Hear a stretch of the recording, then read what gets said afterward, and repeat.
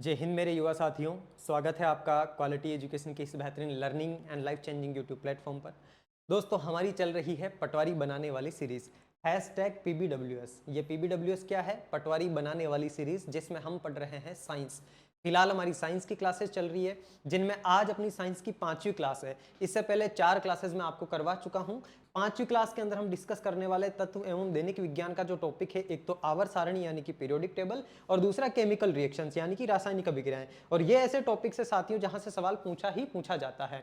और मैं बात करूं नॉट ओनली पटवार, बल्कि आगे सामने आने वाले जितने भी एग्जाम आप देंगे जिनमें दैनिक जीवन में विज्ञान नाम का टॉपिक आपके लिखा हुआ है, वो चाहे सेंट्रल गवर्नमेंट का एग्जाम हो चाहे स्टेट गवर्नमेंट का एग्जाम, उनमें इन टॉपिक से सवाल पूछे ही पूछे जाते हैं। क्योंकि चाहे आवर्त सारणी हो चाहे रासायनिक अभिक्रियाएं हो, जनरली जैसे कोयले का जलना हो गया, आपके लोहे की चीज़ों के ऊपर जंग लगना हो गया, तांबे की चीज़ों का हरा पड़ जाना, और उसके अलावा सिल्वर का काला पड़ जाना, ये सारी चीज़ें दैनिक जीवन में काम आने वाली चीज़ें हैं। और ये सारी केमिकल रिएक्शंस होती है, रासायनिक अभिक्रियाएं होती है, जिनकी वजह से ऐसी घटनाएं घटित होती है। तो उनके पीछे का क्या रीजन है, क्या साइंस है, और आपके एग्जाम के पॉइंट ऑफ व्यू से क्या क्या प्रश्न बन सकते हैं, उन सारी चीज़ों के बारे में 1 बाय 1 अपन इस क्लास के अंदर डिस्कस करने वाले हैं। इससे पहले अपनी जो कंप्लीट साइंस की सीरीज चल रही है पटवार की, इस पटवार की सीरीज में आपको पटवारी बनाने वाली सीरीज में एक तो मैं पीवाईक्यू करवा चुका हूं, अम्ल क्षार लवण वाला टॉपिक अपन ने कर लिया, यंत्र युक्तियां कर लिया और मात्रक कर लिया। फिर गुरुजी आज कौन सा टॉपिक करेंगे?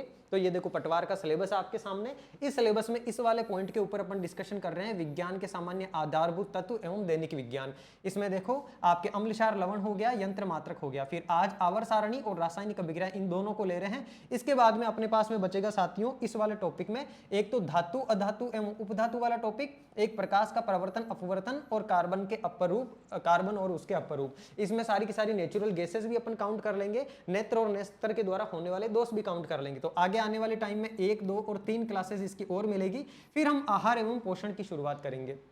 तो ये जो सीरीज चल रही है पटवार के अंदर, आपके 7 से लेकर के 10 के करीब सवाल जो है साइंस के आने हैं। और ये 7 से 10 के बीच में जो भी सवाल है एनसीईआरटी पर आधारित अपनी इस सीरीज से ही आपको देखने को मिलने वाले हैं। क्यों? क्योंकि चाहे सेंट्रल गवर्नमेंट हो चाहे स्टेट गवर्नमेंट हो, चाहे आरपीएससी हो चाहे अधीनस्थ बोर्ड हो, चाहे आपके माध्यमिक शिक्षा बोर्ड हो, ये हर कोई पेपर आपके एनसीईआरटी को बेस मान करके ही बनाते हैं। और अपना टारगेट यही रहता है, अपनी कोशिश यही रहती है कि एनसीईआरटी में आपके सिलेबस से रिलेटेड टॉपिक या पॉइंट जो दिया हुआ है उसको अपन डिटेल में खोल करके एक्सप्लेन कर लें, उसकी हर एक चीज को समझ लें। चलो आओ बढ़ते हैं आगे। आवर्त सारणी एवं रासायनिक अभिक्रियाएं आज अपने टॉपिक का नाम है। अच्छा, ये टॉपिक अपन कहां से पढ़ने वाले हैं? तो एनसीईआरटी की 10th की किताब में साथियों एक आपकी रासायनिक अभिक्रियाएं एवं समीकरण नाम का चैप्टर है। इसके अलावा एक चैप्टर और है आपका तत्वों का आवर्त वर्गीकरण। इस आवर्त वर्गीकरण में कंप्लीट आपको पीरियोडिक टेबल समझा रखी है। ठीक है, तो इन दोनों चैप्टर्स का बिल्कुल अच्छे तरीके से ओपनली अपन डिस्कशन करने वाले हैं। इन दोनों चैप्टर से जो जो सवाल आपके एग्जाम के पॉइंट ऑफ व्यू से बन सकते थे, वो सारे सवाल हमने इस क्लास में इंक्लूड कर लिए। अच्छा, आप चाहो कि गुरुजी ये वाली पीडीएफ तो हमको मिलती ही नहीं है, आप ये चैप्टर का स्क्रीनशॉट कहां से लेके आ जाते हो? तो मेरे प्यारे साथी, एनसीईआरटी की वर्तमान में 2024-25 की या 23-24 की किताबें चल रही है, उनमें ये चैप्टर्स आपको मुश्किल से मिलते हैं। क्योंकि अभी जो सिलेबस चल रहा है उसमें कुछ ना कुछ डिडक्शन कर दिया गया है, सिलेबस को कम कर दिया गया है।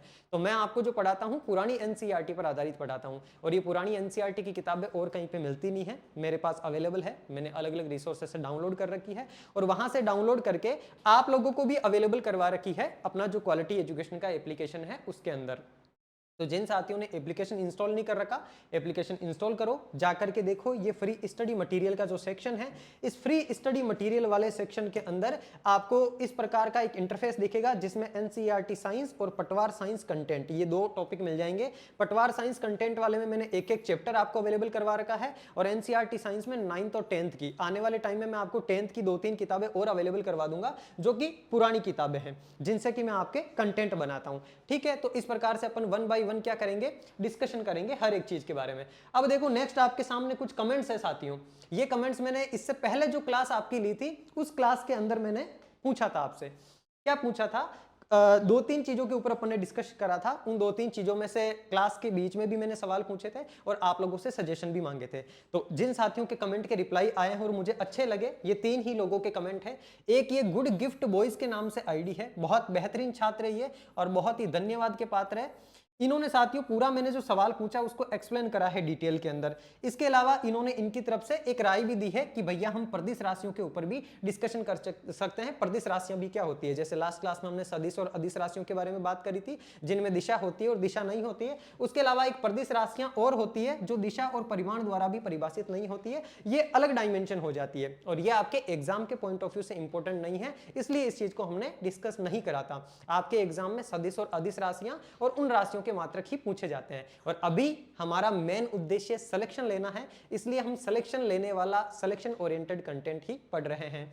इनके अलावा एक साथी अनिल जो है, इनके द्वारा कमेंट किया गया था कि सर जेल प्रेरी के लिए स्पेशल 6 टॉपिक की क्लास लेकर के आओ। तो इनको तो एक बच्चे ने नीचे ही जवाब दे दिया है कि पशु परिचर के लिए जो साइंस आपको पढ़ा रखी है वो 6 की 6 क्लासेस आपके जेल प्रेरी के सिलेबस के अकॉर्डिंग है, तो वहां जाके आप जेल प्रेरी के लिए पढ़ सकते हो।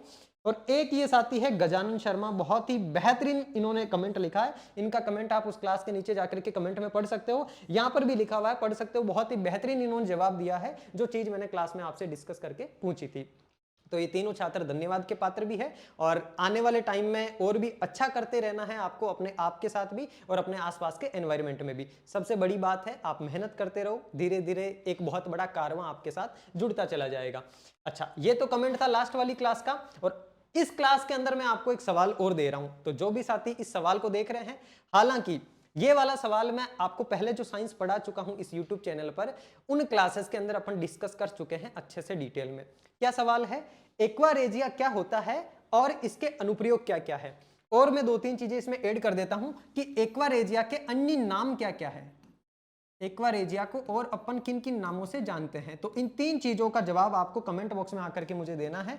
जिन साथियों का जवाब सही होगा उनके कमेंट को लाइक करके मैं पिन भी करवा दूंगा।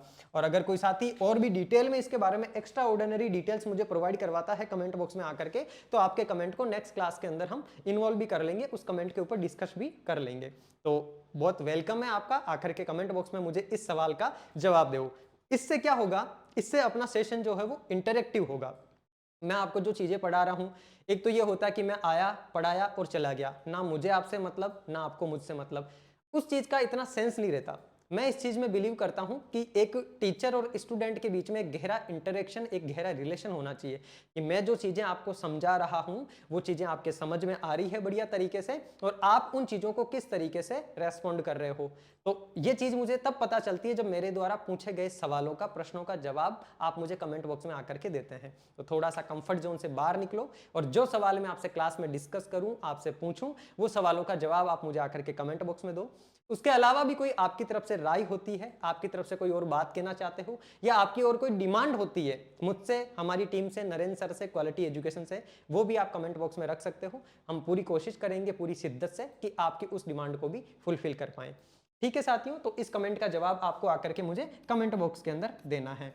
चलो, यहां से अपनी शुरुआत होती है आज के प्रश्नों की। सबसे पहला ही प्रश्न, अच्छा कौन कौन सी चीजें पढ़ेंगे अपन, आवर्त सारणी एवं रासायनिक अभिक्रियाएं, दोनों ही टॉपिक बहुत बहुत बहुत ज्यादा महत्वपूर्ण है और इन दोनों ही टॉपिक से हर एग्जाम में सवाल भी पूछे जाते हैं। तो ये रहा पहला सवाल आपके सामने, इस सवाल का जवाब आपको मुझे देना है।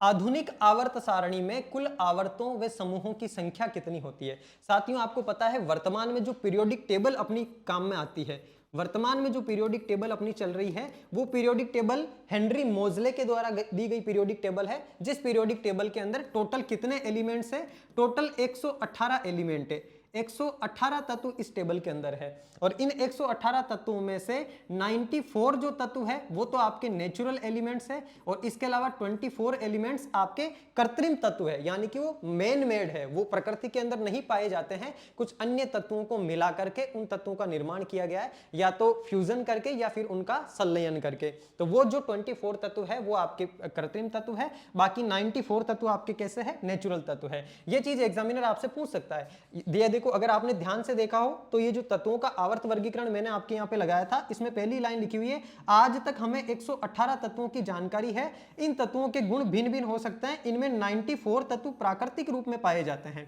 इसका मतलब है कि 94 एलिमेंट ऐसे हैं अब एग्जामिनर आपसे सवाल पूछेगा तो ऐसे ही छोटी छोटी चीजें उठा करके पूछता है जहां पर जनरली विद्यार्थी ध्यान नहीं देता है, और एक टीचर का यही उत्तरदायित्व, यही कर्तव्य होता है कि वो विद्यार्थी को अवगत करा पाए कि तुम्हें एग्जामिनर सवाल कहां से पूछ रहा है, कैसा पैटर्न चल रहा है, कैसी चीजें आप लोगों को पढ़नी है। तो मैं अपनी जिम्मेदारी निभाने की कोशिश कर रहा हूं। ध्यान रखना 118 टोटल एलिमेंट होते हैं आवर सारणी में, जिसमें से 94 एलिमेंट आपके नेचुरल यानी कि प्राकृतिक होते हैं, और 24 एलिमेंट ऐसे होते हैं साथियों जो कि क्या होते हैं, मैन मेड होते हैं, वो प्राकृतिक रूप से नहीं होते हैं। आवर सारणी के अंदर टोटल 118 तत्व पाए जाते हैं। और ये आवर सारणी के बारे में पहला सवाल है आपके सामने कि इस आवर्त सारणी में कुल पीरियड्स की संख्या यानी कि कुल आवर्तों की संख्या कितनी होती है, और कुल समूहों की यानी कि कुल कॉलम्स की संख्या कितनी होती है। तो देखो मेरे प्यारे साथी, इस प्रकार की आवर सारणी आपने 10th क्लास के अंदर पढ़ी होगी, है ना। इस प्रकार की आवर सारणी जिसमें यहां पर दो समूह होते थे आपके, ये पहला समूह, ये दूसरा समूह, उसके बाद में 10 समूह इसके अंदर होते थे यानी कि 10 कॉलम होते थे। तो ये जो खड़े होते हैं साथियों, इन खड़े वालों को तो बोलते हैं क्या, कॉलम। इनको तो बोलते हैं कॉलम। कॉलम को आप समूह भी कह सकते हो या फिर इनको आप वर्ग भी कह सकते हो। तो टोटल वर्ग कितने पाए जाते हैं इस आवर सारणी के अंदर, ये खड़े एलिमेंट कितने पाए जाते हैं, तो ये पाए जाते हैं टोटल साथियों आपके 18। और आवर्तों की संख्या, आवर्त का मतलब क्या होता है, जो लेटे हुए होते हैं, जो क्षितिज होते हैं, यानी कि इस प्रकार से आवर्त भी पाए जाते हैं आपके आवर्त सारणी के अंदर, है ना। तो इस प्रकार से टोटल आवर्त कितने पाए जाते हैं, तो वो आवर्त पाए जाते हैं आपके 7, यानी कि पीरियड्स की संख्या कितनी होगी, आवर्तों की संख्या कितनी होगी, ये होगी 7, और कॉलम्स की संख्या कितनी होगी, तो 18 होगी। अब इसने क्रमशः लगा करके पूछा है, इसका मतलब पहले आवर्तों की संख्या हमें बतानी है और उसके बाद में जो है आपके समूह की संख्या बतानी है। तो देखो आवर्त कितने, 7 है, 7 किस में दिख रहा है, इसमें, और समूह की संख्या कितनी, 18। तो ऑप्शन नंबर सी अपना करेक्ट हो जाएगा। ये बेसिक प्रश्न था एक आपका, जो कि आवर्त सारणी के बारे में एक बेसिक इंट्रोडक्शन आपको उपलब्ध करवाता है। ये रही आवर्त सारणी पूरी की पूरी कंप्लीट, जो कि अपन 10th क्लास के अंदर पूरी की पूरी पीरियोडिक टेबल अच्छे तरीके से पढ़ते हैं। ये पीरियोडिक टेबल मोस्ट इंपॉर्टेंट है। इस पीरियोडिक टेबल से क्या क्या सवाल आपके बन सकते हैं, किस किस प्रकार की चीजें आपको याद रखनी है। तो पहला तो जो बेसिक सवाल मैंने आपसे पूछ लिया, और इस बेसिक सवाल के साथ में यहां पर एक फैक्ट मैंने आपको बता दिया। ये दोनों चीजें तो आपको ध्यान रखनी ही रखनी है। इसके अलावा और क्या चीजें पूछी जा सकती है, तो इधर आओ मेरे प्यारे साथी, एक एक करके अपन सारी चीजें डिस्कस कर लेते हैं। देखो यहां पर लिखा हुआ है समूह की संख्या। ये आवर्त सारणी है, इस आवर्त सारणी में कुल तत्व कितने पाए जाते हैं, तो कुल 118 तत्व पाए जाते हैं। सबसे पहली बात, कितने तत्व पाए जाते हैं, गुरुजी 118 तत्व। इन 118 में से 94 तो होते हैं नेचुरल एलिमेंट्स, और 24 होते हैं आपके मैन मेड एलिमेंट्स, वो नेचुरल नहीं होते हैं। अच्छा, ये जो खड़े होते हैं, इन खड़ू वालों को क्या बोलते हैं, समूह बोलते हैं। यानी कि समूह की संख्या कितनी है, टोटल 18 है समूह की संख्या। देखो 1 नंबर से शुरू है और 18 तक है। और इस प्रकार से ये जो आड़े हैं इनको आवर्त बोलते हैं। यहां पर आवर्त लिखा हुआ दिख रहा होगा आपको, 1 2 3 4 5 6 और 7, यानी कि आवर्त सारणी में कुल आवर्तों की संख्या कितनी पाई जाती है, तो 7 पाई जाती है। जो क्षितिज होते हैं लेडे हुए उनको आवर्त बोलते हैं, जो खड़े होते हैं उनको कॉलम बोलते हैं। ये बात दिमाग के अंदर बिठा लो। अब जो आवर्त होते हैं, उन आवर्तों के आधार पर आवर्त सारणी को अलग अलग ब्लॉक के अंदर बांटा गया है, जिसमें से देखो सबसे पहले ये जो 2 आवर्त है, इन 2 आवर्तों को बोला जाता है साथियों एस ब्लॉक। कौन सा ब्लॉक बोला जाता है, एस ब्लॉक बोला जाता है। और ये जो 3 नंबर से लेकर के 12 नंबर तक जो आपके समूह है, इन समूहों के 10 के 10 कॉलम को बोला जाता है डी ब्लॉक। एक बेसिक जो है चीज आपको ध्यान रखनी है, समूह संख्या 3 से लेकर के समूह संख्या 12 के बीच में जो ये टोटल 10 समूह है, यानी कि 10 कॉलम है, 10 वर्ग है, इनको बोला जाता है डी ब्लॉक। और ये वाला जो 13 से लेकर के 18 के बीच में है, इसको बोला जाता है मेरे प्यारे साथी पी ब्लॉक। क्या बोला जाता है, पी ब्लॉक। और नीचे आपको 2 लाइनें और दिख रही होगी, जिसमें एक लेंथेनाइड श्रेणी है, दूसरी एक्टेनाइड श्रेणी है, इसको बोला जाता है एफ ब्लॉक। इस प्रकार से आपकी आवर्त सारणी टोटल 4 ब्लॉक के अंदर बटी हुई है। आप कहोगे गुरुजी ये एस पी डी एफ है क्या, देखो एक तो मैंने आपको एस ब्लॉक बताया, एक वहां पर वो रहा आपका पी ब्लॉक, एक आपका डी ब्लॉक है और एक आपका एफ ब्लॉक है। इस प्रकार से 4 ब्लॉक पाए जाते हैं। ये 4 ब्लॉक क्या होते हैं, तो आ जाओ थोड़ा सा हल्का सा एक इंट्रोडक्शन आपको दे देता हूं इन चारों ब्लॉक के बारे में। यहां से क्या चीज ध्यान रखोगे आप, देखो ये जो टोटल 4 ब्लॉक होते हैं मेरे प्यारे साथी, ये 4 ब्लॉक परमाणु की कक्षाओं को इंडिकेट करते हैं। किसको, परमाणु की कक्षाओं को। आपने छोटी क्लास के अंदर पढ़ा होगा कि एक परमाणु पाया जाता है ना। इस प्रकार से परमाणु होता है जिसको हम इंग्लिश में एटम बोलते हैं। इस एटम के अंदर नाभिक होता है, एक क्या होता है, नाभिक। इस नाभिक के अंदर क्या होते हैं, इस नाभिक के अंदर गुरुजी 2 एलिमेंट होते हैं। वो कौन कौन से एलिमेंट होते हैं, एक इसके अंदर होता है आपके प्रोटॉन और दूसरा होता है न्यूट्रॉन, ठीक है। इसके अलावा इलेक्ट्रॉन जो होते हैं वो इस नाभिक की कक्षाओं में चक्कर लगाते हैं। ये तो नाभिक हो गया, इस नाभिक के चारों तरफ क्या होती है, कक्षाएं होती है। और इन कक्षाओं में कौन चक्कर लगाता है? तो इन कक्षाओं में चक्कर लगाते हैं कौन? आपके इलेक्ट्रॉन। इस इलेक्ट्रॉन को भी मैं आपके इस प्रकार से इसमें डिनोट कर देता हूं। ये इलेक्ट्रॉन जो है इन कक्षाओं के अंदर चक्कर लगाते हैं। अब ध्यान रखना मेरे प्यारे साथी, जो आपके इलेक्ट्रॉन होता है, इस इलेक्ट्रॉन के ऊपर चार्ज कैसा होता है? इसके ऊपर निगेटिव चार्ज होता है, यानी कि इलेक्ट्रॉन पर कैसा चार्ज होता है? ऋणात्मक चार्ज होता है। और जो प्रोटॉन होता है, जो प्रोटॉन होता है जिसको आप P से डिनोट करते हो, उसके ऊपर कैसा चार्ज होता है? तो उसके ऊपर आपके धनात्मक चार्ज होता है, यानी कि धनात्मक आवेश होता है। और जो न्यूट्रॉन होता है आपके, ये न्यूट्रॉन साथियों जिसको आप N से डिनोट करते हो, ये उदासीन होता है। इस न्यूट्रॉन के ऊपर ना तो धनात्मक चार्ज होता है, ना ही ऋणात्मक चार्ज होता है। तो तीन प्रकार के एलिमेंट आपके परमाणु में पाए जाते हैं, जिसमें से परमाणु के नाभिक के अंदर आपको प्रोटॉन और न्यूट्रॉन मिलेंगे, और परमाणु के चारों ओर कक्षाओं में चक्कर लगाते हुए आपको इलेक्ट्रॉन मिलेंगे।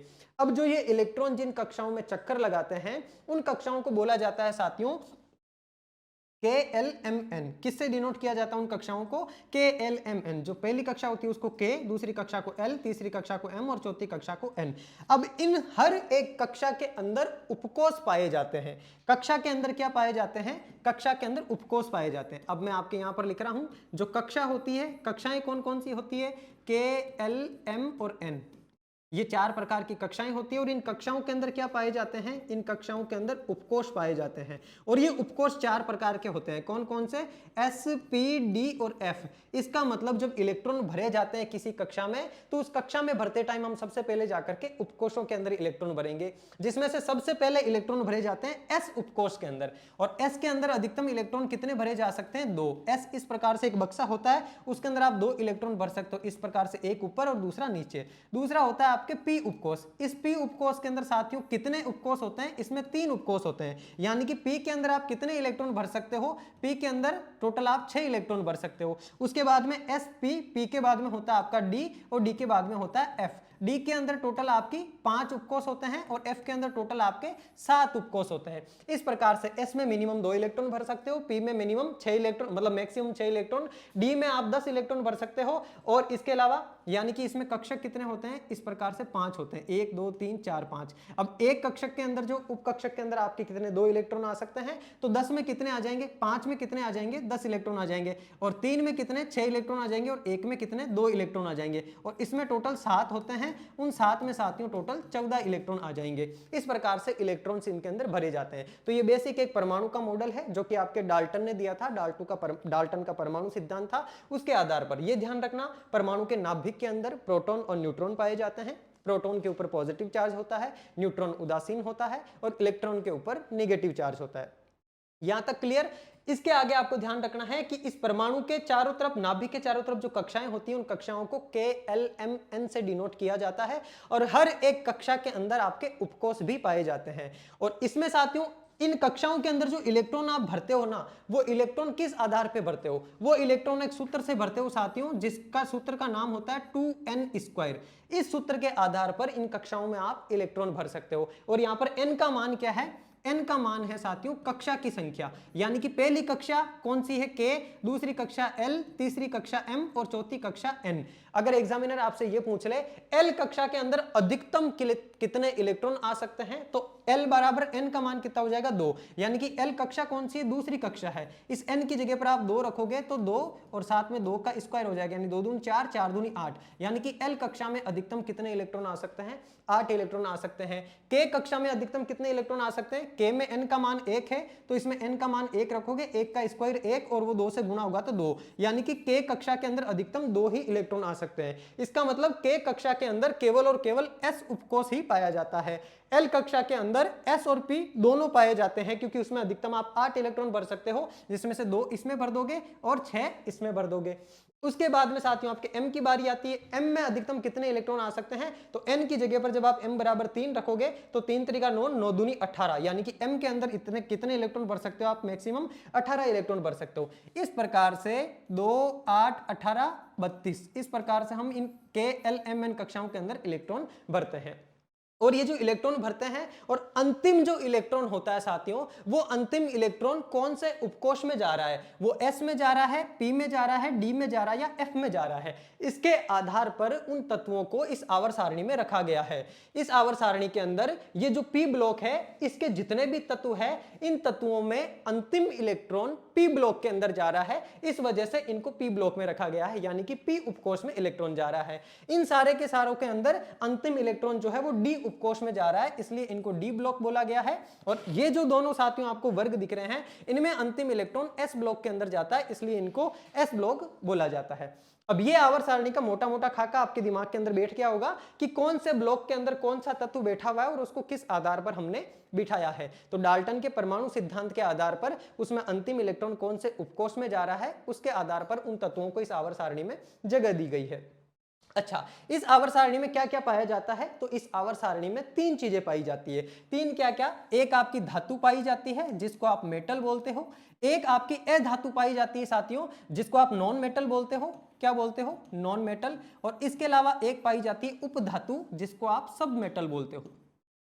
उपधातु को क्या कहते हैं? सब मेटल कहते हैं। अब इसमें एग्जामिनर यहां से आपको सवाल पूछ सकता है कि आवर्त सारणी में किस तरफ तो धातुएं पाई जाती है, किस तरफ उपधातुएं पाई जाती है और किस तरफ अधातुएं पाई जाती है। तो ये जो आवर्त सारणी है साथियों, इस आवर्त सारणी का उधर वाला सिरा तो हो जाएगा दायां सिरा और इधर वाला हो जाएगा इसका बायां सिरा। तो बाईं से दाईं ओर जब हम चलते हैं तो धात्विक गुण कम होते जाते हैं। अब इस आवर्त सारणी में कुछ बेसिक फंडामेंटल चीजें हैं, जैसे परमाणु का आकार है, परमाणु की त्रिज्या है, परमाणु संख्या है और संयोजकता है। ये सारी चीजें एक एक करके एग्जामिनर आपसे पूछ सकता है कि इस आवर्त सारणी के अंदर धात्विक गुण किधर से जाने पर किधर बढ़ते हैं, आवर्त सारणी में किस दिशा से किस तरफ दिशा की तरफ जाने पर जो है परमाणु का आकार बढ़ता है या घटता है। इसके आधार पर आपसे अलग अलग प्रकार के सवाल बन सकते हैं और वो सारी चीजें हम एक एक करके यहां पर समझने वाले हैं।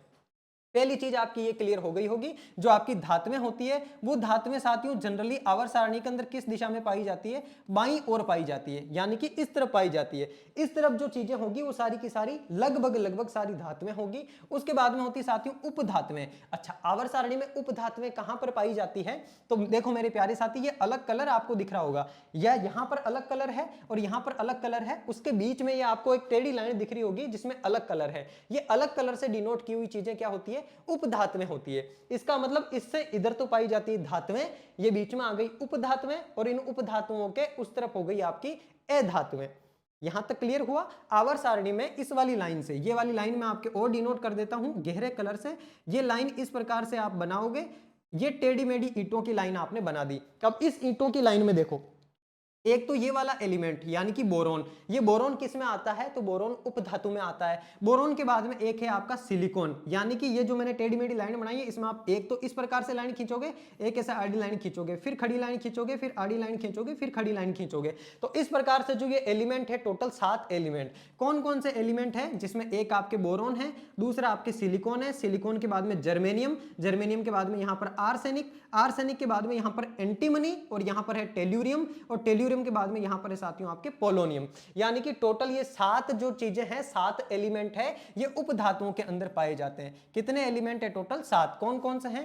एक है आपका बोरोन, एक है सिलिकॉन, सिलिकॉन के बाद में आपका जर्मेनियम, जर्मेनियम के बाद में है आर्सेनिक, आर्सेनिक के बाद में एसबी, एसबी को साथियों एंटीमनी बोलते हैं। एसबी का नाम क्या होता है? एंटीमनी। एसबी के बाद में होता है आपका टीई टेल्यूरियम, फिर होता है पीओ पोलोनियम। तो ये 7 आपके उपधातुएं पाई जाती है और इनको स्पेशल नोट करके रख लो कि आवर्त सारणी में उपधातुएं कौन कौन सी होती है और उपधातुएं कौन से ब्लॉक में पाई जाती है। ऐसे आपसे पूछे तो सारी की सारी उपधातुएं आपके पी ब्लॉक के अंदर पाई जा रही है। यहां तक क्लियर? चलो अब बढ़ते हैं आगे।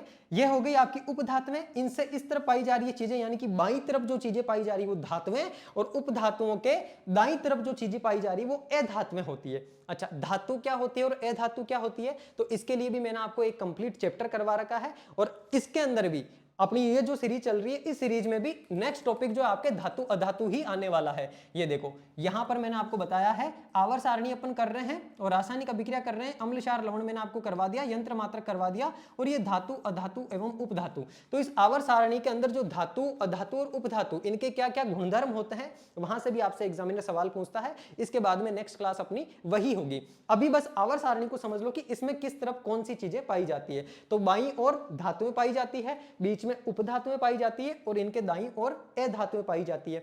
अच्छा, एक चीज और पाई जाती है आवर्त सारणी के अंदर जो कि मोस्ट इंपॉर्टेंट है, और वो कौन सी चीज है? देखो इधर ये जो सबसे लास्ट का 18वां तत्व दिख रहा है ना साथियों, 18वां जो वर्ग दिख रहा है, इस 18वें वर्ग के अंदर ये जितने भी एलिमेंट पाए जा रहे हैं, इन एलिमेंट्स को बोला जाता है उत्कृष्ट गैसें। क्या बोला जाता है? उत्कृष्ट गैसें बोला जाता है साथियों। यानी कि ये अक्रिय एलिमेंट होते हैं।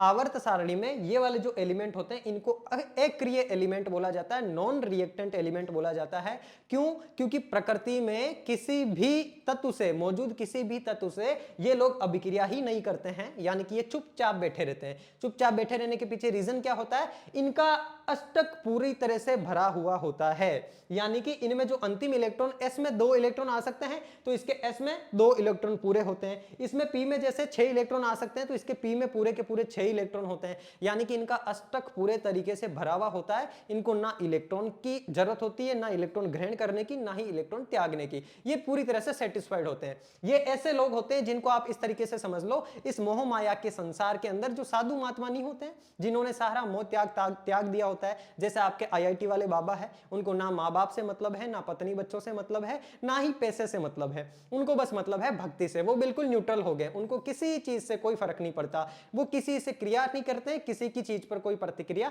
नहीं देते हैं। इसका मतलब ये सारे के सारे एलिमेंट आपके संत महात्मा हो गए, साधु हो गए। ये इन्होंने मोह माया का त्याग कर दिया है, ना इनको इलेक्ट्रॉन की आवश्यकता है, ना ही ये इलेक्ट्रॉन दूसरे को देना चाहते हैं, यानी कि इनके अंदर अधिकता में है, जितना इनको चाहिए उसके अंदर ये पूरी तरह से सेटिस्फाइड है। अब ये जो अक्रिय गैसें हैं, इन अक्रिय गैसों के बारे में एग्जामिनर आपसे पूछ सकता है निम्न में से कौन सी अक्रिय गैस नहीं है, तो उसके लिए आपको पता होनी चाहिए कि अक्रिय गैसें कौन कौन सी है। तो आ जाऊं, मैं आपको ये ट्रिक के माध्यम से याद करवा देता हूं। जो अपना 18वां समूह होता है, 18वां वर्ग होता है, 18th कॉलम होता है, उसके अंदर पाए जाने वाले सारे के सारे एलिमेंट क्या होते हैं? अक्रिय होते हैं। इनको कैसे याद करोगे? देखो, helium, neon, argon, krypton, xenon, radon और ऑर्गन। इस प्रकार से ये टोटल आपके कितने? 7 आवर्त है, तो 7 तत्व हो गए। इनको याद करने के लिए एक आपको मैं ट्रिक बताता हूं शानदार सी। अच्छा, यहां आ जाओ, ट्रिक किस प्रकार से बनाएंगे अपन। चलो यहां पर अपन एक नया पेज ऐड कर लेते हैं इसी के नीचे। ये जो 18वां एलिमेंट, 18वां वर्ग होता है साथियों आपके, इस 18वें वर्ग के अंदर जो आपकी चीजें पाई जाती है अक्रिय गैसें, उनको आपको याद करना पड़ेगा। हीलियम, इस प्रकार से टोटल आपके सामने कितनी होगी? 7 होगी। देखो कैसे याद करोगे, इसको याद करने के लिए एक ट्रिक बता रहा हूं। ट्रिक इस प्रकार से लिख लो, हे निर्मा आरती कर। ये निर्मा से कहा जा रहा है कि हे निर्मा आरती कर, जिंदगी रहेगी। आरती करेगी तो तेरी जिंदगी रहेगी। आरती कर, जिंदगी रहेगी, और भजन कर, और भजन कर। तो इस प्रकार से आप सारी की सारी ये तत्व याद कर सकते हो। देखो, हे से आप ध्यान रखोगे हीलियम, निर्मा से आप ध्यान रखोगे Ne, ठीक है। आरती से आप ध्यान रखोगे AR, कर से आप ध्यान रखोगे KR, जिंदगी से आप क्या ध्यान रखोगे? ZE, XE, ये रहेगा जिंदगी। रहेगी से आप ध्यान रखोगे RN, ये आपके रेडोन हो गया, और लास्ट में O से ध्यान रखोगे O, यानी कि ऑर्गन। इस प्रकार से ये लास्ट में हो गया आपके OG, ये हो गया ऑर्गन। इनका नाम भी लिख देता हूं आपके सामने। नाम क्या क्या है? इसका नाम है साथियों हीलियम। क्या नाम है इसका? सबसे ऊपर वाले का नाम है हीलियम। उसके बाद में दूसरी वाली जो अक्रिय गैस है आपकी, उसका नाम है नियोन। उसके बाद में है साथियों आपकी ऑर्गन। ऑर्गन के बाद में आपके सामने है क्रिप्टॉन। क्रिप्टॉन के बाद में है जीनोन। जीनोन के बाद में है रेडॉन, और रेडॉन के बाद में एक एलिमेंट और है आपके सामने जिसका नाम है ऑर्फन। तो ये टोटल आपकी 7 अक्रिय धातुएं हैं, ये फिर भी इतनी इंपॉर्टेंट नहीं है, नहीं याद करो तो ये तो आपको याद होनी चाहिए। एक तो एग्जामिनर आपसे ये पूछ सकता है अक्रिय धातुएं, अक्रिय गैसें जो है कौन से वर्ग में पाई जाती है, तो ये ध्यान रखना 18वें वर्ग में पाई जाती है। क्यों होती है ये अक्रिय? क्योंकि इनका अष्टक पूरा होता है। और कौन कौन सी होती है? Helium, neon, organ, krypton, xenon और रेडोन। इस प्रकार से इनका नाम याद रखो, ट्रिक से याद रख लो, हे निर्मा आरती कर जिंदगी रहेगी। 2-3 बार बोलो, हे निर्मा आरती कर जिंदगी रहेगी। अपन को पता है आरती करेंगे तो नई जिंदगी, अपनी जिंदगी बनी रहेगी, वरना डेथ हो सकती है ना। ये जनरल एक परसेप्शन होता है जो अपन ने याद करने के लिए एक निमोनिक्स बना लिया, हे निर्मा आरती कर जिंदगी रहेगी। तो हे से आ गया HE, निर्मा से NE, आरती से AR, कर से KR, जिंदगी से ZXE और रहेगी से RN। इस प्रकार से इनको आप याद कर सकते हो, ये थोड़ी सी आप लोगों के लिए इंपॉर्टेंट है। इसके बाद में देखो, इसके अलावा इस आवर सारणी के अंदर और क्या क्या चीजें इंपॉर्टेंट है आपके सामने, एक एक चीज अपन डिस्कस कर लेंगे। तो ये तो हो गई आपकी अक्रिय गैसें सारी की सारी। इसके अलावा और आपसे जनरली पूछा जाता है कि क्षारीय धातुएं और क्षारीय मृदा धातुएं कहां पर पाई जाती है। तो जो आपका ये S ब्लॉक होता है, इस S ब्लॉक में पहली वाली जो सबसे पहला वर्ग होता है, इसमें पाई जाने वाली धातुओं को बोला जाता है क्षारीय धातुएं, और दूसरे वर्ग में पाई जाने वाली धातुओं को बोला जाता है क्षारीय मृदा धातुएं। इनको भी याद करने की ट्रिक है। अब वो ट्रिक मैं आपको टेलीग्राम पर जो है प्रॉपर तरीके से लिख करके अवेलेबल करवा दूंगा। जैसे इसकी है, हेलीना की रब से फरियाद, हेलीना की रब से फरियाद, बेटा मांगे कार स्कूटर बाप रोए। इस प्रकार से इस पूरे के पूरे वर्ग के तत्व याद करने की ट्रिक है। ये वाला पूरा पी ब्लॉक याद करने की तत्व ट्रिक है, बैंगन आलू गाजर इन थैला। यहां पर है, कहे शिवजी सुने पार्वती, नेपाल पाकिस्तान ऑस्ट्रेलिया सब बीमार, और ओम सिंह से टीपो। इसके बाद में है आपकी, फिर कल बाहर आई आंटी। इस प्रकार से एस ब्लॉक और पी ब्लॉक के सारे एलिमेंट आप याद कर सकते हो। इनकी ट्रिक मैं हाथ से लिख करके अपने टेलीग्राम पर आपको एक इमेज अवेलेबल करवा दूंगा, वहां से इन तत्वों को आप याद कर सकते हो। जनरली जो पूछे जाते हैं, एक आपसे एस ब्लॉक के तत्व पूछे जाते हैं, एक आपसे 18वां जो पी ब्लॉक का सबसे लास्ट वाला आपके कॉलम है, उसकी जो अक्रिय धातु अक्रिय गैसें हैं उनके बारे में आपसे पूछा जाता है। तो इन दोनों को अच्छे तरीके से याद करना है। एक चीज और याद रखनी है साथियों, यहां पर मैंने आपको जो ये परमाणु बताया है, इस परमाणु के अंदर देखो, जो ये नाभिक होता है, इस नाभिक के चारों तरफ क्या होता है? इलेक्ट्रॉन। अब इन इलेक्ट्रॉन के ऊपर नेगेटिव चार्ज होता है और नाभिक में प्रोटॉन के ऊपर पॉजिटिव चार्ज होता है। तो नाभिक उन इलेक्ट्रॉनों को अपनी ओर क्या करता है? आकर्षित करता है। इसका मतलब इसमें जितने ज्यादा इलेक्ट्रॉन होंगे, ये प्रोटॉन उनको उतना ही अपनी ओर खींचेगा, और जितने ज्यादा इलेक्ट्रॉन होंगे उतना ज्यादा खींचेगा, और जितना ज्यादा खींचेगा परमाणु का आकार उतना ही छोटा होगा। इसका मतलब क्या है मेरे प्यारे साथी? इसका मतलब यह है कि जैसे जैसे इस परमाणु के अंदर इलेक्ट्रॉनों की संख्या बढ़ती जाएगी, वैसे वैसे इस परमाणु का आकार कम होता जाएगा। यानी कि आवर सारणी के बारे में आपसे एग्जामिनर आपसे सवाल पूछता है कि इस आवर सारणी में जब बाईं ओर से दाईं ओर जाते हैं तो परमाणु का आकार बढ़ता है या छोटा होता है। तो यहां पर तो देखो एक ही इलेक्ट्रॉन होता है, उधर जाएंगे तो उसमें हीलियम के अंदर 2 इलेक्ट्रॉन होते हैं। हीलियम में कितने इलेक्ट्रॉन होते हैं? 2 इलेक्ट्रॉन। उसके बाद में इस तरफ आपके लिथियम में एक ही इलेक्ट्रॉन होता है। अंतिम कक्षा में बेरिलियम में 2 इलेक्ट्रॉन होते हैं, और इसमें 3 4 5 6 7 और 8 इस प्रकार से इलेक्ट्रॉनों की संख्या बाईं ओर से दाईं ओर जाते हैं तो बढ़ती जाती है। क्यों? क्योंकि परमाणु क्रमांक बढ़ता जाता है, और जितना परमाणु क्रमांक होता है उतने ही उसके अंदर क्या होते हैं? प्रोटॉन, और उतने ही उसके अंदर क्या होते हैं? इलेक्ट्रॉन। तो इलेक्ट्रॉनों की संख्या बाईं ओर से दाईं ओर जाने पर बढ़ रही है। इसका मतलब बाईं ओर से दाईं ओर जाएंगे तो परमाणु का आकार क्या होगा? कम होगा। देखो इसमें जितने ज्यादा इलेक्ट्रॉन होंगे ना, यहां पर नया बना देता हूं, जैसे मान लो इसमें ये प्रोटॉन न्यूट्रॉन है, और इसकी आउट सराउंडिंग के अंदर जो कक्षा पाई जा रही है, इसमें आपके इलेक्ट्रॉन पाए जाते हैं। अब इसमें प्रोटॉन पर मान लो +5 का चार्ज है। अब इसमें मान लो अगर 5 इलेक्ट्रॉन इस कक्षा के अंदर पाए जाएंगे ना, तो उनको क्या करेगा? ये अपनी ओर खींचेगा। जैसे मान लो कि इसमें 5 इलेक्ट्रॉन पाए जा रहे हैं, उनको ये अपनी ओर खींच रहा है। 5 की जगह पर अगर 8 इलेक्ट्रॉन आ गए ना, तो देखो निगेटिव और पॉजिटिव चार्ज के बीच में अट्रैक्शन फोर्स बढ़ जाएगा। जो अपोजिट चार्ज वाले होते हैं वो क्या करते हैं? एक दूसरे को आकर्षित करते हैं। तो ये ज्यादा आकर्षित करेंगे, और ज्यादा आकर्षित करने की वजह से परमाणु का आकार सिकुड़ जाएगा, छोटा हो जाएगा। इसका मतलब जितनी ज्यादा इन अंतिम कोष्ठ के अंदर इलेक्ट्रॉनों की संख्या होगी, उतना ही क्या होगा साथियों? उतना ही उसका आकार छोटा होगा। तो जब बाईं ओर से आवर सारणी के अंदर बाईं ओर से दाईं ओर जाते हैं तो परमाणु का आकार क्या होता है? परमाणु का आकार यानी कि परमाणु की त्रिज्या कम होती है। तो यहां पर यह चीज लिख लो, बाईं ओर से दाईं ओर जाने पर परमाणु आकार में कमी आती है। क्या होता है? परमाणु आकार में कमी आती है। अच्छा, एक इस आवर सारणी में ऊपर से नीचे की ओर अगर अपन जाएं, कहां से? ऊपर से नीचे की ओर, यानी कि यहां से नीचे की ओर जाएंगे ना, तो ऊपर से नीचे की ओर जाने पर परमाणु आकार में क्या होती है साथियों? वृद्धि होती है। इसके पीछे का क्या लॉजिक होता है? देखो, आप कहोगे गुरुजी इधर से इधर जा रहे हैं तो इलेक्ट्रॉनों की संख्या बढ़ रही है, ऊपर से नीचे आएंगे तो भी इलेक्ट्रॉनों की संख्या तो बढ़ेगी, लेकिन इलेक्ट्रॉनों की संख्या बढ़ने से भी ज्यादा वहां पर नई कक्षा की संख्या बढ़ जाएगी। अब यहां पर एक कॉन्सेप्ट समझना, दो परमाणु मैं आपके सामने बनाता हूं इस प्रकार से, और एक दूसरा परमाणु आपके सामने है इस प्रकार से। अब देखो यहां पर इतना सा कॉन्सेप्ट समझना, इसके अंदर भी मान लो प्रोटॉन न्यूट्रॉन है, इसके अंदर भी प्रोटॉन न्यूट्रॉन है। एक तो देखो इस वाली कक्षा के अंदर 2 इलेक्ट्रॉन बैठे हैं और एक इस बाहर वाली कक्षा के अंदर 2 इलेक्ट्रॉन बैठे हैं।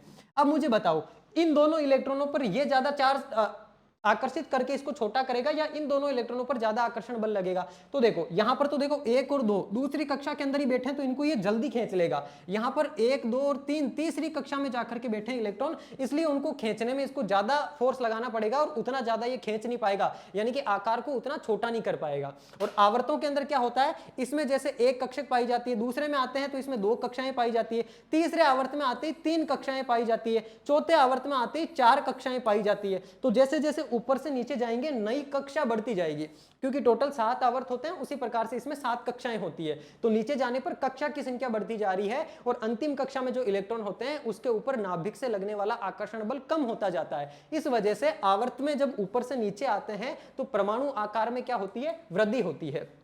तो यहां पर इस प्रकार से 2 चीजें आप लिख लो कि जब अपन आवर्त सारणी के अंदर ये आपका बाईं तरफ है और ये आपका दाईं तरफ है, यानी कि बाईं तरफ से जब अपन दाईं तरफ जाते हैं तो क्या होता है, और एक ऊपर से नीचे आते हैं तब क्या होता है, ये दोनों चीजें आपको ध्यान रखनी है। देखो बाईं तरफ से दाईं तरफ जाएंगे तो क्या होगा, परमाणु आकार में कमी होगी। परमाणु आकार के लो या फिर परमाणु त्रिज्या के लो, क्योंकि परमाणु आकार ही तो परमाणु त्रिज्या होता है। त्रिज्या का मतलब भी यही होता है कि कितना बड़ा परमाणु है। परमाणु त्रिज्या में कमी होगी जब बाईं ओर से दाईं ओर जाएंगे, और जब ऊपर से नीचे आएंगे तो परमाणु आकार में क्या होगी? वृद्धि होगी। परमाणु आकार में वृद्धि, ये चीज आपको ध्यान होनी चाहिए। अब इसी से आपके धात्विक और अधात्विक गुण भी डिसाइड होते हैं, यानी कि इस आवर्त सारणी में बाईं ओर क्या पाई जाती है? अधिकतर धातुएं, यानी कि बाईं ओर से दाईं ओर जाएंगे तो अधात्विक गुण बढ़ेंगे। क्यों? क्योंकि उस तरफ अधातुएं होती है। और ऊपर से नीचे जाते हैं तो धात्विक गुण बढ़ते हैं। धातुओं के अंदर जनरली क्या होता है साथियों, धातुएं अपना इलेक्ट्रॉन आसानी से त्याग देती है, दूसरों को दे देती है, ऐसे आप ध्यान रखो। यानी कि ये दान दाता होती है। ये धातुएं जो होती है वो क्या होती है? दान दाता होती है। ये बिना संकोच के आसानी से दूसरों को अपना इलेक्ट्रॉन दे देती है, इसलिए ऊपर से नीचे जाने पर धात्विक गुणों के अंदर वृद्धि हो रही है। और बाईं ओर से दाईं ओर जाते हैं तो साथियों संयोजकता में वृद्धि होती जाती है, इलेक्ट्रॉनों की संख्या में वृद्धि होती जाती है। इस वजह से परमाणु आकार कम होता जाता है और बाईं से दाईं ओर जाने पर इलेक्ट्रॉन को त्यागने की प्रवृत्ति भी कम होती जाती है, यानी कि इलेक्ट्रॉन को आसानी से त्यागती नहीं है। एक तो देखो ये आपका फ्लोरीन है और एक ये आपका बेरिलियम है। अगर पूछे कि इन दोनों में से इलेक्ट्रॉन को आसानी से कौन त्यागेगा, तो भाई साहब ये बेरिलियम भले ही आसानी से त्याग देगा, लेकिन फ्लोरीन नहीं त्यागेगा, क्योंकि फ्लोरीन के अष्टक के अंदर 7 इलेक्ट्रॉन होते हैं और उन 7 इलेक्ट्रॉनों के अंदर ज्यादा पावर होती है। अब उनको एक इलेक्ट्रॉन अगर और मिल जाए तो वो स्टेबल हो जाए। इसका मतलब दाईं तरफ के जो तत्व होते हैं वो अधात्विक होती है और वो इलेक्ट्रॉन को आसानी से त्यागने के बजाय लेना पसंद करती है। इसी वजह से दाईं तरफ पाई जाने वाली जो अधात्विक होती है उनके ऊपर नेगेटिव चार्ज होता है। आपने देखा होगा फ्लोरीन के ऊपर -1 चार्ज होता है, क्लोरीन पे भी -1 चार्ज होता है। ये इनके ऊपर माइनस चार्ज क्यों होता है? क्योंकि ये 7 इलेक्ट्रॉन देने की बजाय एक इलेक्ट्रॉन लेना पसंद करते हैं। इस वजह से ये लेने वाले हो गए, यानी कि ऋणी हो गए, इनके ऊपर नेगेटिव चार्ज होगा। और जो ऋणी होते हैं वो अधात्विक हो गए और जो देने वाले हैं वो धात्विक हो गए। तो अब क्लियर है, आवर्त सारणी में ऊपर से नीचे जाने पर धात्विक गुणों के अंदर वृद्धि होती है और दाईं ओर से बाईं ओर जाने पर धात्विक गुणों में तो कमी होती है और अधात्विक गुणों के अंदर वृद्धि होती है। ये वाली बात आपको ध्यान रखनी है। अब यहां से आवर्त सारणी का कॉन्सेप्ट क्लियर हुआ। इसके अलावा 2-3 चीजें और ध्यान रखनी है। आवर्त सारणी के अंदर 3 तत्व साथियों, एक हाइड्रोजन, एक कार्बन और एक ऑक्सीजन, इन तीनों तत्वों के बारे में ध्यान रखना। हाइड्रोजन, कार्बन और ऑक्सीजन, ये 3 तत्व बहुत महत्वपूर्ण होते हैं, बहुत ही ज्यादा महत्वपूर्ण होते हैं ये तीनों के तीनों तत्व। हाइड्रोजन जो होता है वो आपका 1 नंबर पे पाया जाता है, कार्बन 6 नंबर पे पाया जाता है और ऑक्सीजन 8 नंबर पे पाया जाता है। देखो ये रहा आपका हाइड्रोजन, ये रहा आपका कार्बन और ये रहा आपका ऑक्सीजन। ऑक्सीजन का परमाणु क्रमांक कितना है? 8 है, यानी कि ऑक्सीजन 8 नंबर पे पाया जा रहा है, कार्बन 6 नंबर पे पाया जा रहा है। और इनके परमाणु क्रमांक के आधार पर ही इनका इलेक्ट्रॉनिक विन्यास और इनकी संयोजकता डिसाइड होती है। वो भी अभी आगे अपन 1 बाय 1 चलेंगे तब डिस्कस करते रहेंगे। तो ये जो तीन तत्व है, ये तीन तत्व बहुत ज्यादा महत्वपूर्ण होते हैं, बहुत इंपॉर्टेंट होते हैं, क्योंकि प्रकृति में सर्वाधिक मात्रा में ये तीनों तत्व ही पाए जाते हैं। इन तीनों तत्वों की ही इंपॉर्टेंस होती है। बिना ऑक्सीजन के जीवन संभव नहीं है, बिना कार्बन के भी कोई सी चीज संभव नहीं है। हम प्रकृति से जितनी भी चीजें प्राप्त करते हैं, हर एक चीज के अंदर कार्बन होता है। पेड़ पौधे, प्रकृति से जो भी हमें भोजन खाना प्राप्त होता है, इनफैक्ट हमें एनर्जी के लिए जिस कार्बोहाइड्रेट की आवश्यकता होती है वो भी ग्लूकोज होता है, और ग्लूकोज भी आपका कार्बन से बनता है, C6H12O6। यानी कि कार्बन एक बहुत ही इंपॉर्टेंट फैक्टर प्ले करता है इस धरती पर जीवन के अंदर। तो धरती पर जीवन किस वजह से है? कार्बन की वजह से है। कार्बन इंपॉर्टेंट रोल प्ले करता है, ऑक्सीजन उस जीवन को चलाता है। और हाइड्रोजन साथियों एक ऐसा एलिमेंट है जो पूरे ब्रह्मांड में सबसे अधिक मात्रा में पाया जाता है। अगर आपसे एग्जामिनर पूछ लेवे कि ब्रह्मांड में, यूनिवर्स में सबसे अधिक मात्रा में पाया जाने वाला तत्व कौन सा है, तो इसको छाप के रख लो। सबसे अधिक मात्रा में पाया जाने वाला तत्व हाइड्रोजन है। सबसे अधिक मात्रा में पाया जाने वाला तत्व, कौन सा है? यह है आपका हाइड्रोजन। और इसको इंपॉर्टेंट लगा के रख लेना, यह आपके पूछा जा सकता है मेरे प्यारे साथी, मोस्ट इंपॉर्टेंट है। वन लाइनर सवाल आपसे एग्जामिनर पूछ सकता है। अब देखो यहां पर यह वाला सवाल आपका क्लियर हुआ होगा कि आवर्त कितने होते हैं और वर्ग कितने होते हैं। 7 तो सर आवर्त होते हैं जो कि आड़े होते हैं, लेटे हुए होते हैं, और 18 हमारे वर्ग होते हैं जिनको हम कॉलम बोलते हैं या फिर समूह बोलते हैं। इसके अलावा नेक्स्ट अब अपन बात करेंगे साथियों दूसरे सवाल पर। इससे पहले देखो मैंने ये चीजें भी सारी की सारी आपको क्लियर करवा ही दी है कि कौन सा पी ब्लॉक होता है, कौन सा डी ब्लॉक होता है, कौन सा एफ ब्लॉक होता है। एक बार फिर नजर मार लो, एस ब्लॉक के अंदर पहला और दूसरा वर्ग शामिल होता है, डी ब्लॉक में तीसरे से लेकर 12वां वर्ग शामिल होता है, पी ब्लॉक में 13वें से लेकर 18वां वर्ग शामिल होता है। यानी कि उत्कृष्ट गैसें आपकी पी ब्लॉक में आती है, और ये जो एफ ब्लॉक होता है उसमें लेंथेनाइड और एक्टेनाइड श्रेणी शामिल होती है। अब ये रहा दूसरा सवाल आपके सामने। इस दूसरे सवाल को ध्यान से पढ़ो और इसका जवाब मुझे दो। क्या है देखो, आधुनिक आवर्त सारणी के संबंध में सही कथन का चयन करें। आधुनिक आवर्त सारणी से मतलब अभी जो मैंने आवर्त सारणी आपको दिखाई है, ये सारणी कैसी सारणी है? आधुनिक आवर्त सारणी है, यानी कि मॉडर्न पीरियोडिक टेबल है। ये वर्तमान समय में सबसे वेरीफाइड, सबसे ऑथेंटिक टेबल यही है। आप कहोगे गुरुजी वर्तमान समय में ये है तो पहले कोई दूसरी थी क्या? बिल्कुल, ये अभी जो पीरियोडिक टेबल है ये हेनरी मोजले के द्वारा 1913 में प्रदान की गई पीरियोडिक टेबल है। इससे पहले 3 वैज्ञानिक और आए और उन तीनों वैज्ञानिकों की अलग अलग टेबल दी गई, लेकिन वो टेबल अपने एग्जाम पॉइंट ऑफ व्यू से इतनी इंपॉर्टेंट है नहीं। उनके बारे में बस अपन को इतना पता होना चाहिए कौन से वैज्ञानिक ने कौन से सिद्धांत के माध्यम से कौन सी टेबल दी है। बाकी वर्तमान में जो आधुनिक आवर्त सारणी है ये हेनरी मोजले के द्वारा प्रदान की गई आवर्त सारणी है, जो 1913 में प्रदान की गई थी और सबसे ऑथेंटिक और प्रमाणिक है। और परमाणु क्रमांक के आधार पर इस आवर्त सारणी को बनाया गया है। परमाणु क्रमांक के आधार पर तत्वों को अलग अलग ब्लॉक के अंदर रखा गया है। तो ये जो आधुनिक आवर्त सारणी है, इसके संबंध में सही कथन कौन कौन से हैं वो आपको चयन करना है दिए हुए स्टेटमेंट में से। पहला कह रहा है आधुनिक आवर्त सारणी मेंडलीफ आवर्त सारणी से प्रेरित है। ये वाली बात सही है क्या? तो बिल्कुल। इससे आधुनिक आवर्त सारणी से जस्ट पहले एक वैज्ञानिक आया करते थे साथियों, मेंडलीफ जिनका नाम था। उन मेंडलीफ ने उनकी जो आवर्त सारणी दी थी वो आवर्त सारणी परमाणु द्रव्यमान के आधार पर उन्होंने दी थी, और उनसे एक कदम आगे बढ़ के हेनरी मोजले साहब परमाणु क्रमांक के आधार पर आवर्त सारणी लेके आ गए। मेंडलीफ की जो आवर्त सारणी थी उसमें बहुत सारे खांचे खाली थे, यानी कि उनके अंदर जगह खाली थी और दूसरा तत्व ऐड करने के लिए। तो उन्होंने कहा कि फ्यूचर में इसमें तत्व ऐड कर दिए जाएंगे, तो वो तत्व हेनरी मोजले साहब ने ऐड कर दिए। यानी कि जो आधुनिक आवर्त सारणी बनी है उसका लगभग 60% काम मेंडलीफ भाई साहब करके चले गए थे, यानी कि उनकी आवर्त सारणी से प्रेरित है अपनी कौन सी? आधुनिक आवर्त सारणी। तो ये पहला वाला स्टेटमेंट तो हो गया आपका राइट। दूसरा कह रहा है आधुनिक आवर्त सारणी नियम को इस प्रकार वर्णित किया जा सकता है, यानी कि आधुनिक जो आवर्त सारणी होती है इसका नियम है उसको इस प्रकार से लिखा जा सकता है। क्या है कि तत्वों के गुणधर्म उनकी परमाणु संख्या के, किसके? परमाणु संख्या का आवर्ती फलन होते हैं। इसका क्या मतलब हुआ? तो इसका यह मतलब हुआ कि तत्वों के जो गुणधर्म होते हैं उनकी परमाणु संख्या के ऊपर डिपेंड करते हैं, परमाणु संख्या का आवर्ती फलन होते हैं। ये वाली बात सही है क्या? तो बिल्कुल 100% ये बात ट्रू है। और ये बात किसने बोली थी? हेनरी मोजले ने बोली थी कि परमाणु जो होते हैं साथियों आपके तत्व, उन तत्वों के गुणधर्म परमाणु की संख्या को किससे डिनोट करते हैं? Z से डिनोट करते हैं। उस परमाणु संख्या का आवर्ती फलन होते हैं। तो ये दूसरी वाली बात भी आपकी 100% राइट हो गई। तीसरी बात है कि किसी तत्व के किसी कोश में इलेक्ट्रॉनों की अधिकतम संख्या 2n² होती है जहां n नाभिक में नियत कोष की संख्या को दर्शाता है। तो ये वाली बात सही है क्या? आप कहोगे गुरुजी अभी अभी पीछे आपने हमको बताया कि किसी भी कोष में अधिकतम इलेक्ट्रॉनों की संख्या कितनी हो सकती है, 2n² हो सकती है, जहां पर n क्या दिखाता है, n कक्षा या उपकोष को दर्शाता है कि ये कौन सी कक्षा है। इसका मतलब ये वाली बात भी अपनी सही हो गई।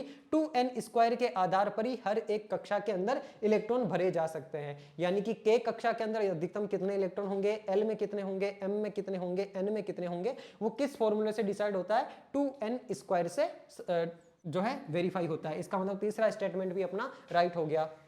लास्ट कह रहा है आवर्त सारणी में बाईं से दाईं ओर जाने पर परमाणु त्रिज्या घटती है। यह बात सही है क्या? तो अभी मैंने आपको समझाया बाईं ओर यानी कि इस तरफ। अब इस तरफ से उस तरफ जाएंगे तो परमाणु त्रिज्या क्या होगी, कम होगी। क्यों कम होगी? परमाणु त्रिज्या कम होने के पीछे रीजन होता है बाईं तरफ से दाईं तरफ जाने पर इलेक्ट्रॉनों की संख्या बढ़ती जाती है, उस वजह से नाभिक के द्वारा उन इलेक्ट्रॉनों पर लगने वाला आकर्षण बल बढ़ता जाता है, और वो आकर्षण बल बढ़ने की वजह से उस परमाणु के आकार को क्या कर देता है, छोटा कर देता है। परमाणु का आकार छोटा हुआ मतलब उस परमाणु की त्रिज्या भी कम हो गई, यानी कि बाईं ओर से दाईं ओर जाने पर परमाणु त्रिज्या घटती है। इसका मतलब ये वाली बात भी आपकी सही हो गई, ये भी 100% ट्रू हो गई। तो ये पूछ रहा सही कथन कौन सा है, चारों के चारों कथन सही है, तो अपन टिक करेंगे ऑप्शन नंबर डी कि सभी कथन हमारे क्या है, सत्य है। क्लियर हुई यहां तक बात? अगर कोई चीज समझ में नहीं आए तो मुझे कमेंट बॉक्स में आकर के कमेंट छोड़ देना, आपके सारे के सारे डाउट्स मैं नेक्स्ट क्लास के अंदर और क्लियर कर दूंगा। अभी मैं ये कोशिश कर रहा हूं कि कम से कम टाइम के अंदर आपको एग्जाम में आने लायक अच्छा कंटेंट अवेलेबल करवा सकूं। अब देखो नेक्स्ट प्रश्न आपके सामने, निम्नलिखित कथनों पर विचार कीजिए। 4 कथन आपके सामने दिए हुए, और ये जो सवाल मैं आपके सामने जैसे लेके आया हूं मेरे प्यारे साथी, एग्जामिनर ऐसे ही सवाल आपसे पूछता है। क्यों? क्योंकि अभी देखा आपने लाइब्रेरियन का पेपर हुआ, इसके अलावा आपके आरएस का पेपर हुआ, आरएस प्री का। इन पेपर के अंदर जो ट्रेंड है ना मेरे प्यारे साथी, इससे पहले पशु परिचर का आपके पेपर हुआ है ना, इन पेपर का जो ट्रेंड है वो ये कहता है कि भाई साहब आपको इन डेप्थ चीजें पढ़नी पड़ेगी। अगर वन लाइनर आप चीजें पढ़ करके आ रहे हो उससे सिलेक्शन नहीं ले सकते, क्योंकि अभी कंपटीशन बहुत ज्यादा बढ़ गया है, और इस कंपटीशन को डिफीट करने के लिए आपको अपने नॉलेज का लेवल बढ़ाना ही पड़ेगा। और मैं मेरी तरफ से वही कोशिश कर रहा हूं, साइंस सब्जेक्ट को लेकर के आपके सारे डाउट्स क्लियर कर दूं, आपके नॉलेज के लेवल को बढ़ा दूं, और जैसा एग्जामिनर सवाल आपसे पूछता है वैसे सवाल मैं आपके सामने ला करके उन सवालों की प्रैक्टिस भी आपको करवा दूं, और इसी प्रैक्टिस के माध्यम से 1 बाय 1 आपके टॉपिक भी क्लियर होते रहेंगे। तो आपको लास्ट तक जुड़े रहना है। और हाँ देखो, थोड़ा बहुत क्या होता है कि जैसे मैं आपको पढ़ा रहा हूँ, आपके लिए इतने एफर्ट्स लगा रहा हूँ, मेरे पीछे एक टीम भी काम कर रही है जो इस कंटेंट को समराइज करने में मेरी सहायता करती है।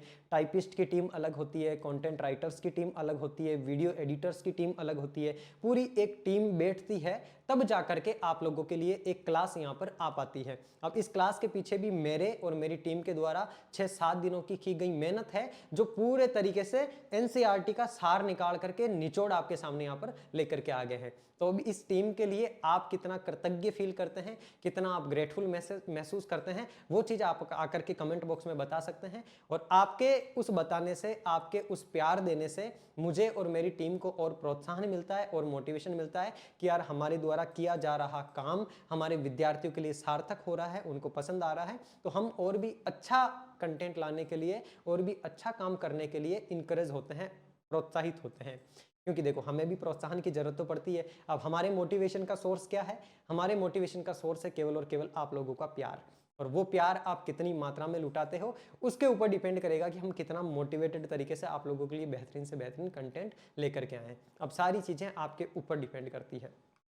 अब आ जाऊं वापस से अपने नेक्स्ट सवाल की ओर। क्या कह रहा है? निम्नलिखित कथनों पर आपको विचार करना है, देखना है कि इसमें से कौन कौन से कथन सही है। पहला कथन, हाइड्रोजन परमाणु की त्रिज्या 37 पिकोमीटर होती है।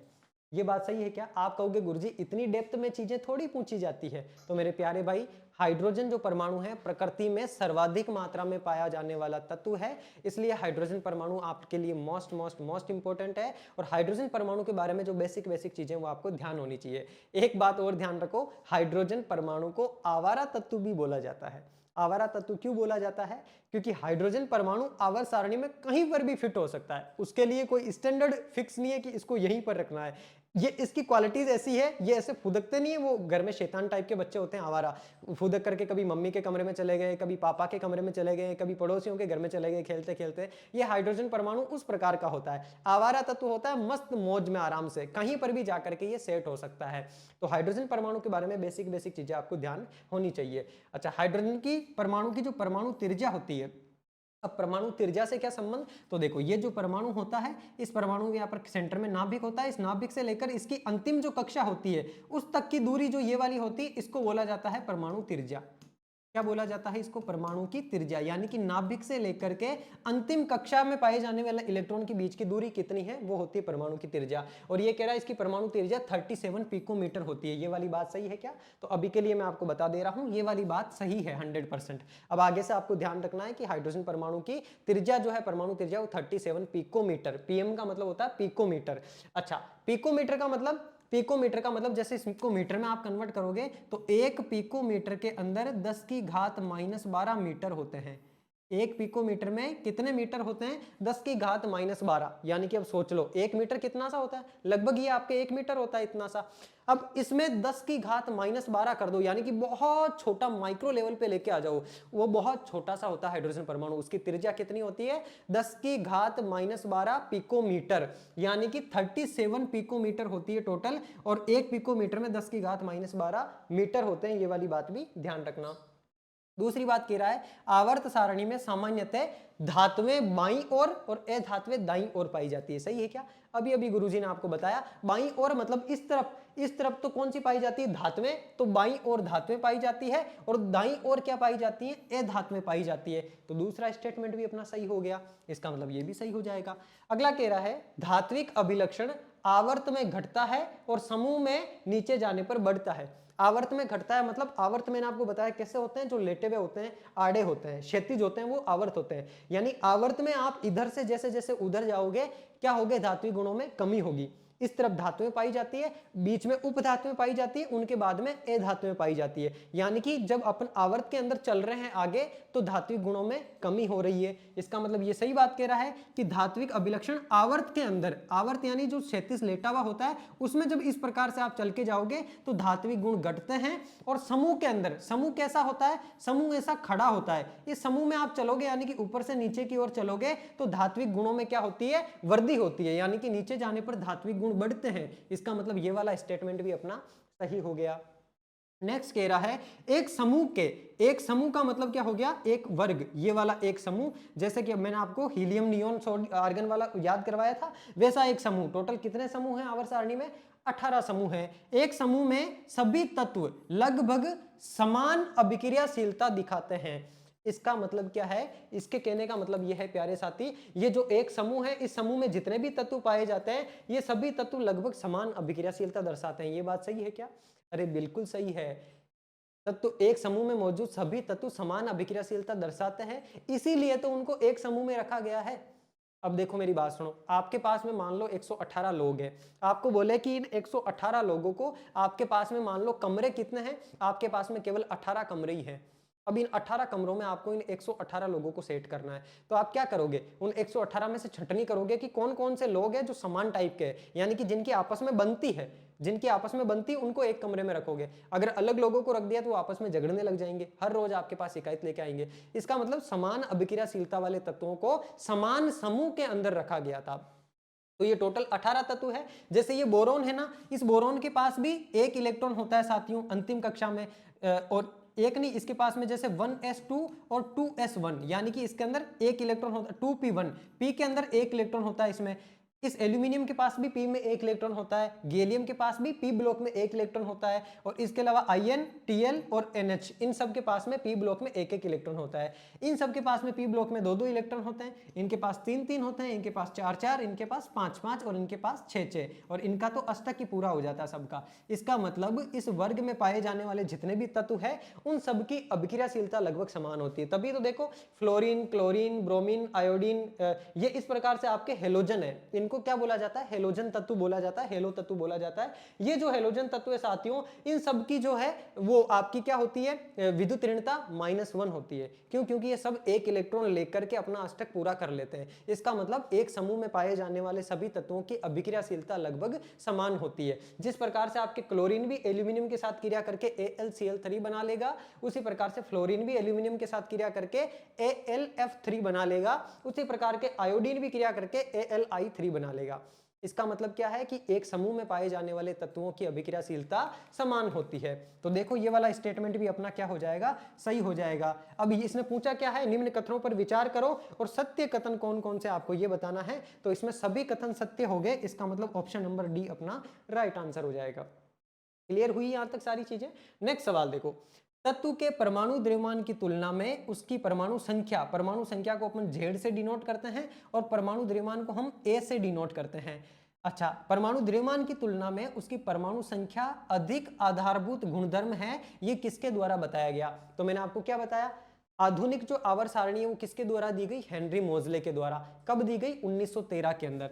तो 1913 में हेनरी मोजले भाई साहब ने यही बात बताई थी कि जो परमाणु द्रव्यमान होता है, इस द्रव्यमान की जगह पर परमाणु संख्या जो है वो अधिक आधारभूत तत्व है। यानी कि तत्व जो होते हैं साथियों, वो उनकी परमाणु संख्या के, तत्वों के गुणधर्म उनकी परमाणु संख्या के आवर्ती फलन होते हैं। यानी कि उनमें कैसे गुण पाए जाएंगे, ये चीज उनकी परमाणु संख्या के ऊपर डिपेंड करेगी। ये बात किसने बोली थी? हेनरी मोजले ने बोली थी। तो ऑप्शन नंबर ए राइट हो जाएगा। कब बोली थी? 1913 में बोली थी। मोजले भाई साहब के अलावा एक मेंडलिप भी आए थे।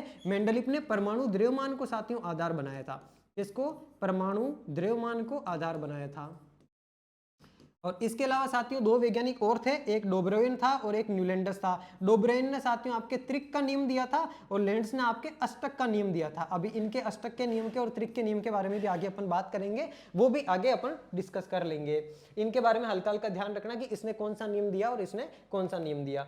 नेक्स्ट सवाल देखो, निम्नलिखित में से अर्ध धातु का मतलब उपधातु को क्या बोलते हैं हम? सब मेटल का मतलब जिसमें मेटल और नॉन मेटल यानी कि धातु और अधातु दोनों के गुणधर्म पाए जाते हैं, उनको उपधातु बोलते हैं। और मैंने आपको बताया आवर्त सारणी में उपधातुएं कितनी पाई जाती हैं, तो टोटल 7 उपधातुएं पाई जाती है। Boron, silicon, germanium, arsenic, antimony, tellurium, polonium, इस प्रकार से टोटल 7 उपधातुएं पाई जाती है आवर्त सारणी में।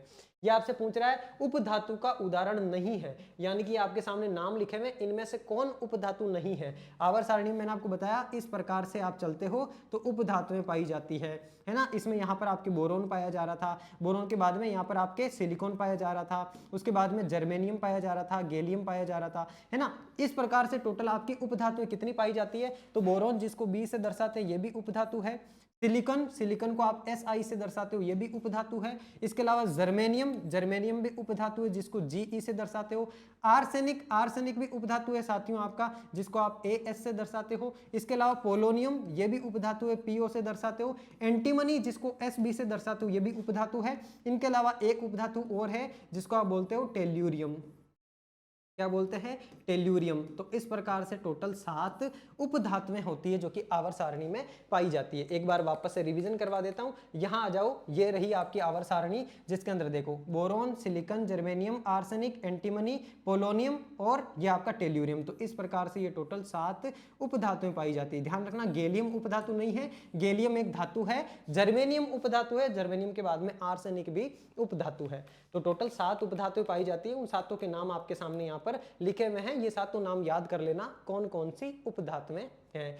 तो ये पूछ रहा है कि उपधातु का उदाहरण नहीं है, इनमें से कोई ऐसा है क्या जो उपधातु का उदाहरण नहीं है? ये तो सारे इसने जो भी 6 एग्जांपल दिए 6 के 6 उपधातु है। इसका मतलब हम क्या बोलेंगे? सभी उपधातु या अर्धधातु के उदाहरण हैं। तो अपना राइट आंसर हो जाएगा ऑप्शन नंबर डी। नेक्स्ट प्रश्न देखो, ए धातु में खाली जगह होती है। ए धातु में क्या होती है? अभी मैंने आपको बताया धातुएं तो अधिकतर धनात्मक होती है क्योंकि वो इलेक्ट्रॉन त्याग कर देती है, जबकि अधातुएं आवर्त सारणी में जब दाईं ओर जाते हैं तो अधात्विक गुण बढ़ते हैं और अधातुएं अधिकतर कैसी होती है? ऋणात्मक होती है। क्यों? क्योंकि वो इलेक्ट्रॉन को ग्रहण करना पसंद करती है। एक इलेक्ट्रॉन को ग्रहण करके वो अपने आप को स्टेबल बना लेती है। इसका मतलब अधातुएं कैसी होती है? ऋणात्मक होती है। अगला कह रहा है विद्युत धनात्मक हो सकती है क्या अधातुएं? धनात्मक तो धातुएं होती है साहब, तो ये वाला गलत हो जाएगा। नेक्स्ट कह रहा है विद्युत ऋणात्मकता की प्रवृत्ति के अनुसार ए धातुएं आवर्त सारणी के दाईं ओर व ऊपर की ओर स्थित होती है। ये वाली बात सही है क्या? तो बिल्कुल सही है। विद्युत ऋणात्मकता की प्रवृत्ति यानी कि ए धातुओं की विद्युत ऋणता ज्यादा होती है। विद्युत ऋणता ज्यादा होने का मतलब इलेक्ट्रॉन को अपनी ओर आकर्षित करने की क्षमता उनकी ज्यादा होती है। क्यों? क्योंकि उनके नाभिक के अंदर बैठे हुए प्रोटॉन ज्यादा होते हैं और वो बाहर आने वाले इलेक्ट्रॉन को तेजी से अपनी ओर खींच सकते हैं। इस वजह से उनकी विद्युत ऋणता ज्यादा होगी। उस विद्युत ऋणता की प्रवृत्ति के अनुसार ए धातुएं आवर्त सारणी में कहां पाई जाती है? दाहिनी ओर और ऊपर की ओर। मैंने आपको बताया ना, बाईं ओर तो क्या पाई जाती है? धातुएं। और बाईं ओर से जब अपन दाहिनी ओर यानी कि दाईं ओर जाते हैं तो ए धातुएं पाई जाती है। उन ए धातुओं में आपके फिर, कल, बाहर, आई, अंटी, इस प्रकार से बताया था मैंने आपको। तो ये फ्लोरीन, क्लोरीन, ब्रोमीन, आयोडीन, ये सारी की सारी क्या है साथियों?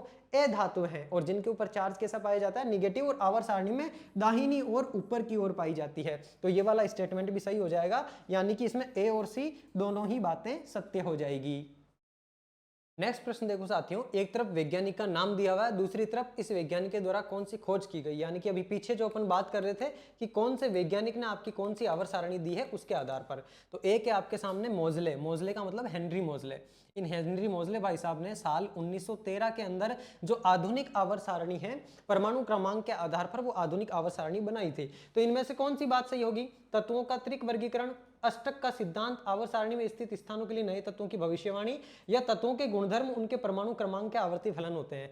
तो हेनरी मोजले भाई साहब ने कौन सी बात बोली थी? ये वाली बात बोली थी कि तत्वों के गुणधर्म उनके परमाणु क्रमांक के आवर्ती फलन होते हैं और परमाणु द्रव्यमान के आवर्ती फलन होते हैं। ऐसी बात किसने बोली थी? मेंडल ने बोली थी। इसके अलावा मैंने पीछे आपको एक बात और बताई कि मेंडल ने जो है साथियों ये भी बोला था कि आवर्त सारणी के अंदर बहुत सारे जगह खाली है और उन खाली जगहों पर आने वाले टाइम में नए तत्व खोजे जाएंगे। इसका मतलब आवर्त सारणी में रिक्त स्थानों हेतु नए तत्वों की भविष्यवाणी किसने करी थी? ये मेंडलिफ ने करी थी। ये मेंडलिफ हो गया आपका, तो ये सी मिल जाएगा। अब इसके आधार पर भी आप इस सारणी को चूज कर सकते हो। इसके अलावा दो और है आपके सामने, डोबरोइन और न्यूलैंड्स। देखो हेनरी मोजले एक के अंदर डी, एक में डी किसमें आ रहा है? एक इसमें आ रहा है और दूसरा इसमें आ रहा है। इसके अलावा तीन में सी आना चाहिए, तीन में सी इसमें आ रहा है जबकि इसमें नहीं आ रहा है। इसका मतलब राइट आंसर अपना कौन सा होगा? Option number C. इसका मतलब दो में ए आएगा। यानी कि डोबरोइन ने कौन सा सिद्धांत दिया था? डोबरोइन ने त्रिक वर्गीकरण का सिद्धांत दिया था, जबकि न्यूलैंड्स ने अष्टक का सिद्धांत दिया था। अब आप कहोगे गुरुजी ये त्रिक का और अष्टक का सिद्धांत क्या क्या होता है? तो आओ यहाँ पर हल्का फुल्का समझा देता हूं। जो आपकी एनसीईआरटी में दिया हुआ है उसी के स्क्रीनशॉट आपके सामने लगे हुए हैं।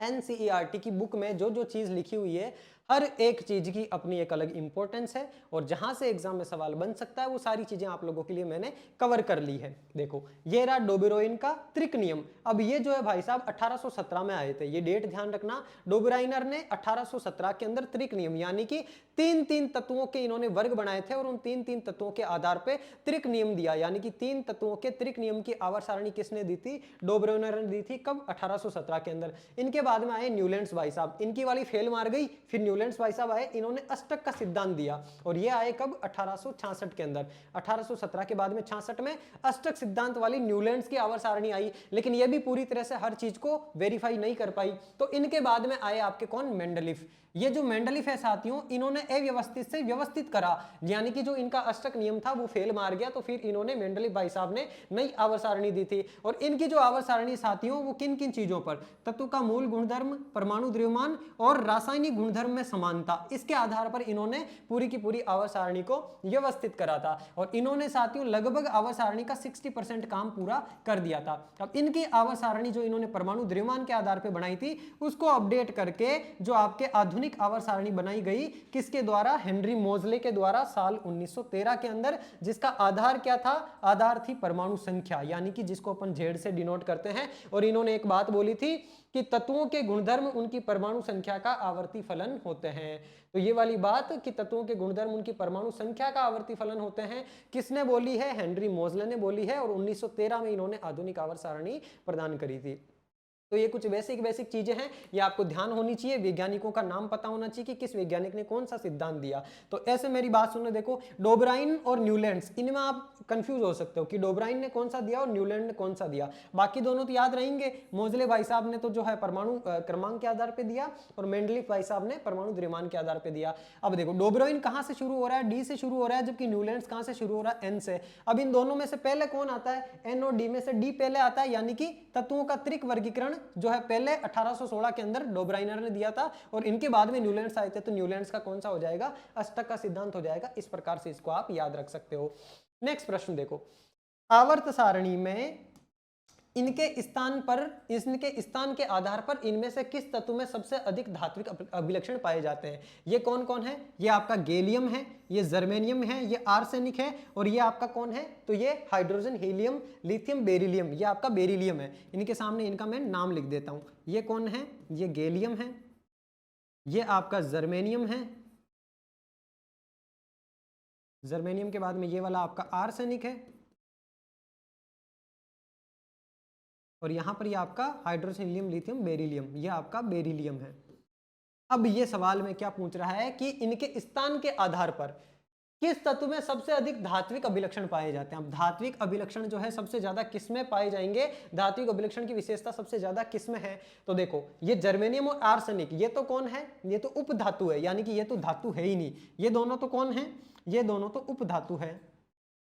तो एक चीज तो पहले ही क्लियर हो जानी चाहिए, ये दोनों तो पहले ही बाहर हो जाएंगे। क्यों, क्योंकि ये दोनों उप धातु है, इसका मतलब ये तो हो ही नहीं सकता।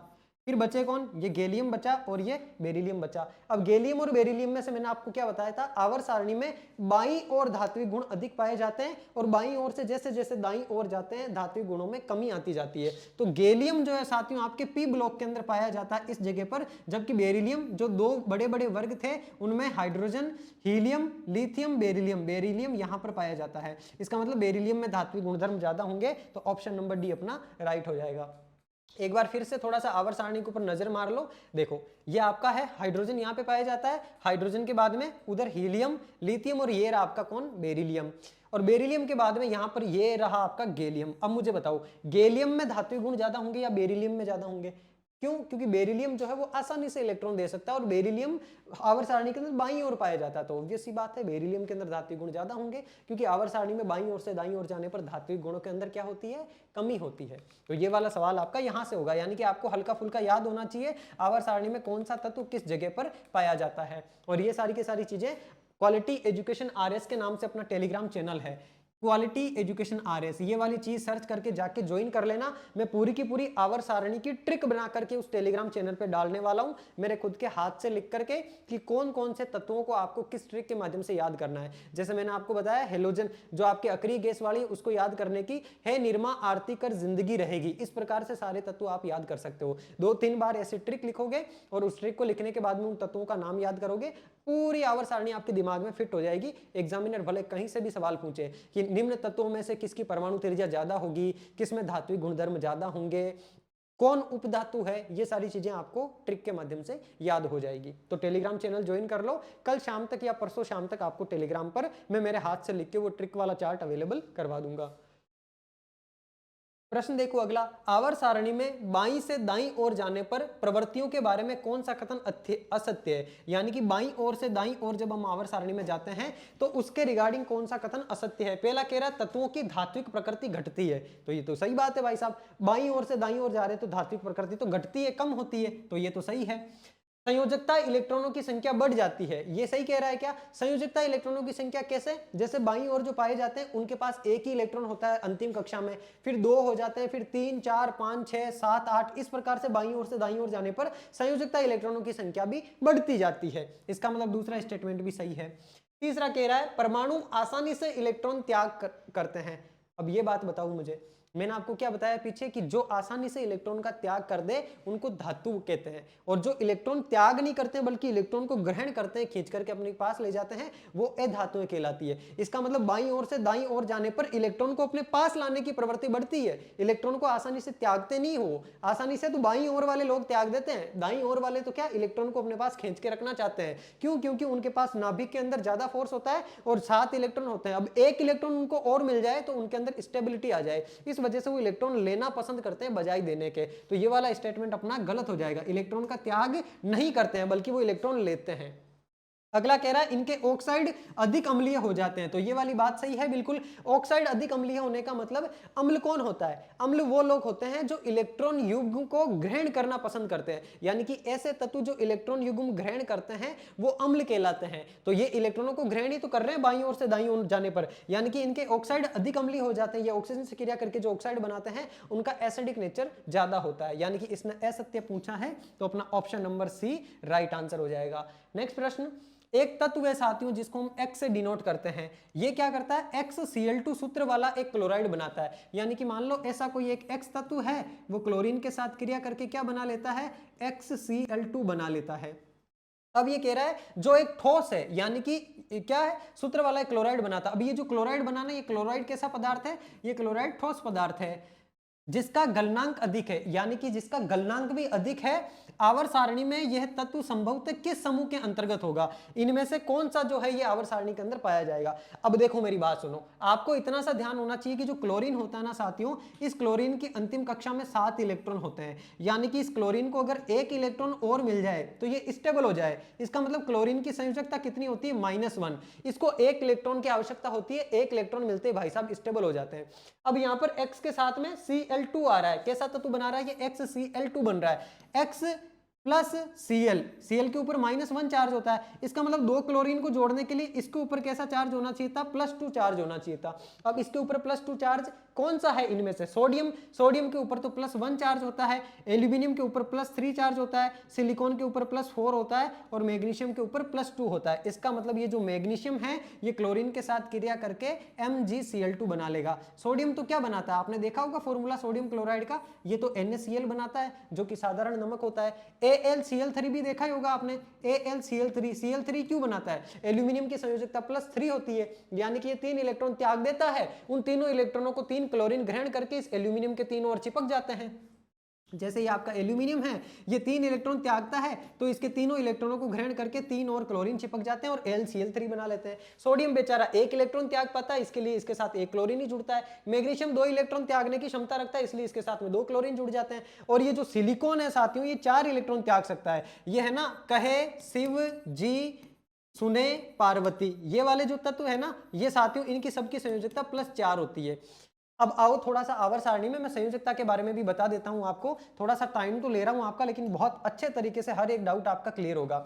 अब ये जो आवर्त सारणी है ना साथियों, इसमें सबसे पहले वर्ग के अंदर जो होते हैं इनकी संयोजकता होती है +1, इनकी होती है +2, फिर यहां पे आ जाओ, इनकी होती है +3, +4, +5। अब ये +5 की बजाय -3 लेना पसंद ज्यादा करते हैं, यहाँ पे +6 की बजाय -2 लेना पसंद करते हैं और यहाँ पर +7 की बजाय -1 लेना पसंद करते हैं। यानी कि ये 7 इलेक्ट्रॉन त्यागने की जगह 1 इलेक्ट्रॉन लेकर के ज्यादा स्टेबल है, तो ये लेने वाले हैं, तो ये इधर वाले तीनों के ऊपर तो माइनस चार्ज होता है और यहाँ तक जो है प्लस चार्ज होता है। अब ये कार्बन जो है 4 इलेक्ट्रॉन दे भी सकता है, 4 इलेक्ट्रॉन ले भी सकता है। और ये देखो कार्बन, सिलिकॉन, जर्मेनियम, ये आपके Sn और Pb, कहे शिव जी सुने पार्वती, इस प्रकार से इसको मैंने याद कर रखा है, मुझे पता है कौन कौन सा कहां आता है। इन सब की क्या होती है? +4 होती है, यानी कि सिलिकॉन की +4 होगी, एल्यूमिनियम की +3 होगी, मैग्नीशियम की +2 होगी और सोडियम की +1 होगी। उसी के आधार पर ये जो साथियों क्या बनाते हैं? यौगिक बनाते हैं। ये धातुएं और अधातुएं मिलकर के यौगिक का निर्माण कर लेती है, तो ये MgCl2 बनेगा। इसका मतलब राइट आंसर अपना क्या होगा? मैग्नीशियम होगा। पल्ले पड़ रही है, चीजें क्लियर हो रहा है थोड़ा बहुत? अगर कुछ डाउट बच जाए तो कमेंट बॉक्स में आके कमेंट कर देना, नेक्स्ट क्लास में आपके डाउट भी मैं क्लियर कर दूंगा। नेक्स्ट प्रश्न देखो, आवर्त सारणी में 3 तत्व A, B, C की स्थिति इस प्रकार है, यानी कि आवर्त सारणी है उसमें समूह 16 किस जगह पर आता है? थोड़ा सा इधर आ जाओ, आवर्त सारणी में थोड़ी सी वापस से आपको रिमाइंड करवा देता हूं। समूह 16 कहां पे आएगा? यहां पर देखो 1 नंबर आता है, 2 नंबर आता है, इसके बाद में 3 नंबर से लेकर 12 नंबर तक यहां चलता है, फिर यहां 13, 14, 15, 16, 17 और फिर ये सबसे लास्ट वाला 18 अक्रिय गैसों का होता है। ये कह रहा है एक तो समूह 16 है और एक समूह 17 है। इसका मतलब एक तो इसमें पाए जाने वाले तत्व है समूह 16 में, इस समूह 16 में पाए जाने वाले तत्व, और ये समूह 17 में पाए जाने वाले तत्व। अब ये तो 16 में पाए जाते हैं जिसमें एक यहाँ पर B पाया जा रहा है और 17 में यहाँ पर A और यहाँ पर C पाया जा रहा है। अब 16 में देखो मैंने आपको क्या बताया, 16वें के अंदर साथियों यहाँ पर देखो hydrogen, helium, lithium, beryllium, boron, carbon, nitrogen, oxygen और यहाँ पर फ्लोरीन। इसका मतलब इसमें तो कौन कौन पाए जाएंगे? ओम, सिंह, से, टी, पो, ये वाले पाए जाएंगे 16वें में, और 17वें में पाए जाएंगे कल, फिर, बाहर, आई, अंटी। इस प्रकार से पाए जाएंगे 17वें के अंदर। अब ये पूछ रहा है 1 2 3 और 4, चौथे नंबर पर कौन पाया जा रहा है? बी पाया जा रहा है। अब ये जो बी होगा देखो 1 2 3 4 ये टेल्यूरियम होगा, यानी कि बी तो कौन हो गया? टेल्यूरियम हो गया। और ए कौन हो गया? फ्लोरीन के बाद में दूसरे नंबर पे, अच्छा यहाँ पे फिर कल बाहर आई एंटी, फिर कल बाहर आई एंटी, यानी कि क्लोरीन होगा। ये वाला तो हो जाएगा क्लोरीन, क्लोरीन के बाद में ये वाला हो जाएगा आयोडीन। अब इसने पूछा क्या? इसने तत्व नहीं पूछा कौन सा कहां पे, ये तो मैंने एक्स्ट्रा फैक्ट आपको बता दिया कि कैसे आवर्त सारणी को याद करते हैं, जिसमें हम पता लगा सकते हैं कि कौन सा तत्व आवर्त सारणी में किस जगह पर पाया जाता है। सवाल क्या पूछा इसने? अब ये बताइए ए धातु है या ए धातु? अब मुझे ये बताओ ए जो है ये धातु है या ए धातु है?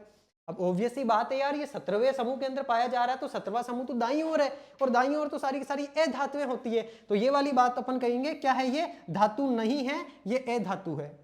ठीक है, आगे कह रहा है ए की अपेक्षा सी अधिक अभिक्रियाशील है या कम? ए कौन है? ये रहा, इसकी अपेक्षा सी, यानी कि ए अधिक अभिक्रियाशील होगा या सी अधिक अभिक्रियाशील होता है?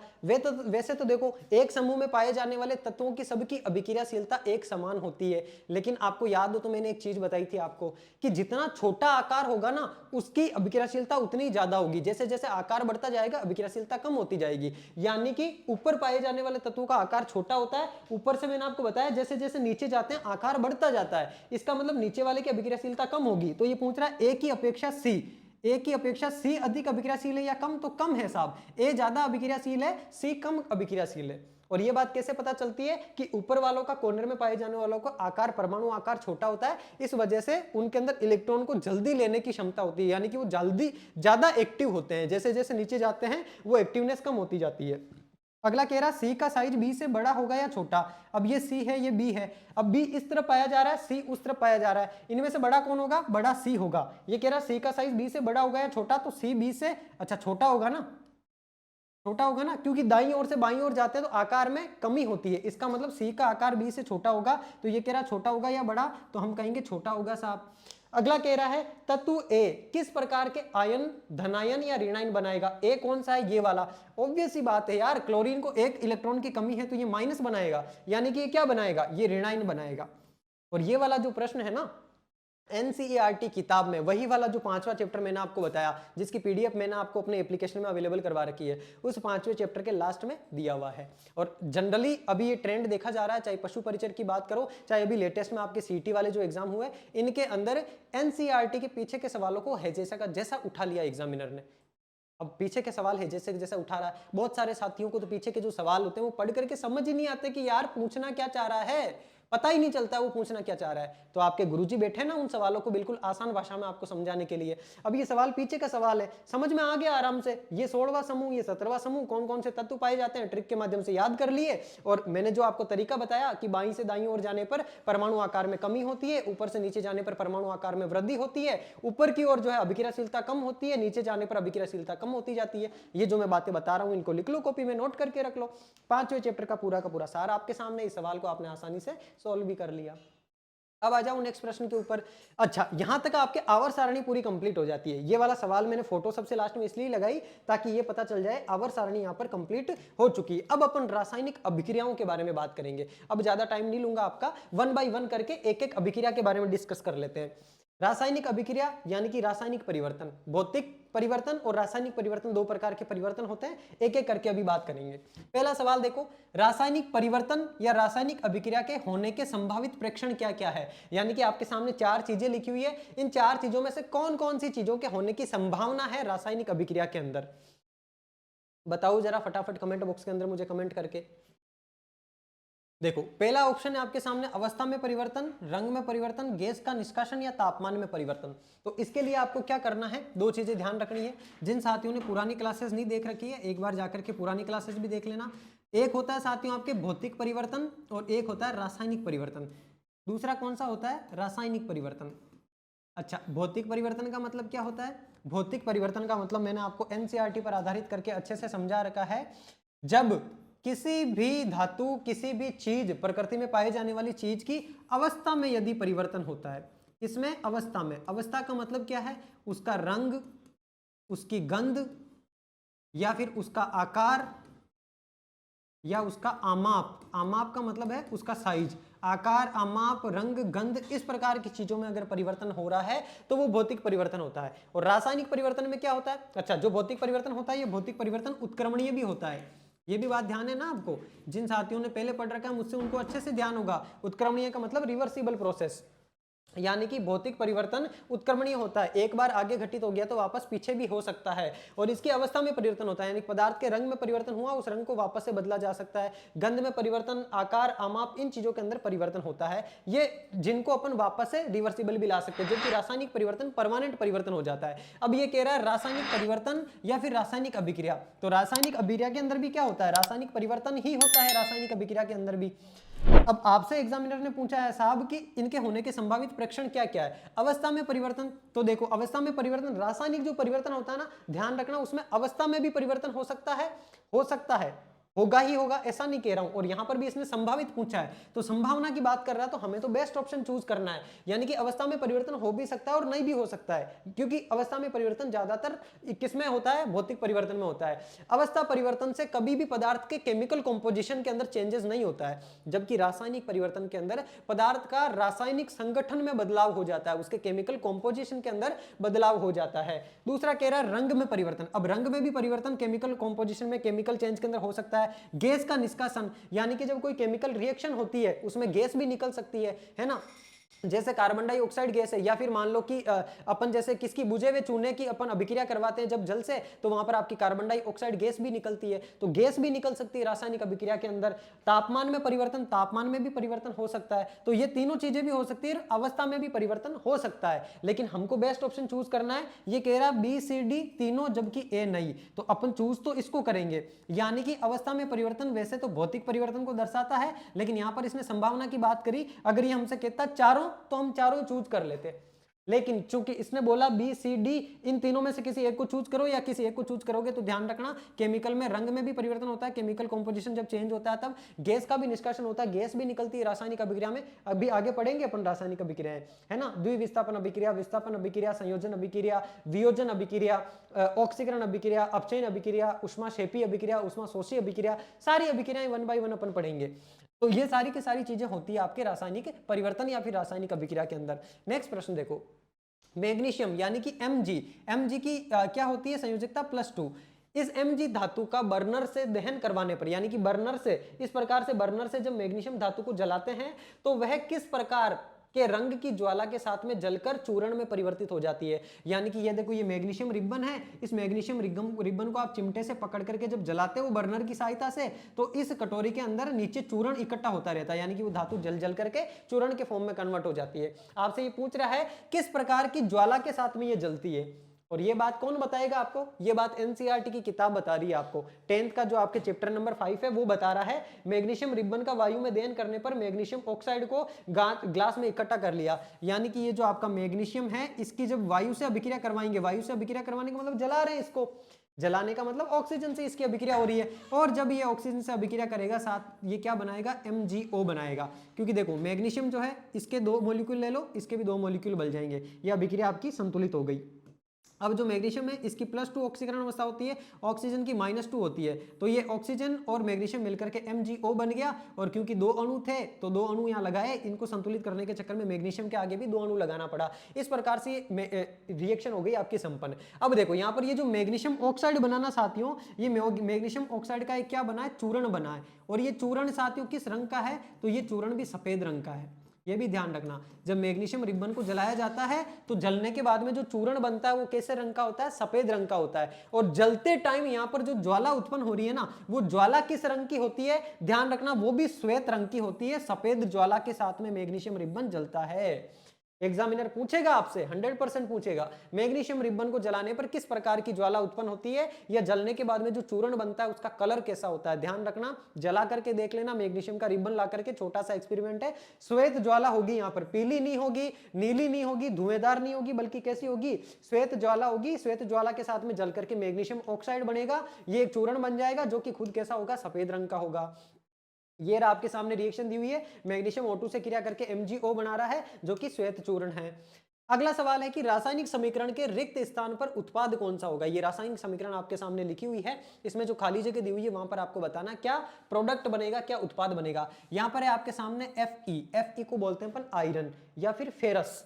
ये जो है साथियों जल के साथ क्रिया करता है और ये जल गैसियस स्टेट में यानी कि इसकी भाप के साथ रिएक्शन हो रही है। अब यहां पर ये क्या बनाएगा कि साथ में हाइड्रोजन गैस भी निकल जाए, है ना। अब इसको क्या करना है, अभिक्रिया को संतुलित करी हुई अभिक्रिया दी है। आपने एक चीज नोट करी होगी, यहाँ पर 3 लिखा हुआ है, यहाँ पर 4 लिखा हुआ है और यहाँ पर भी 4 लिखा हुआ है ना।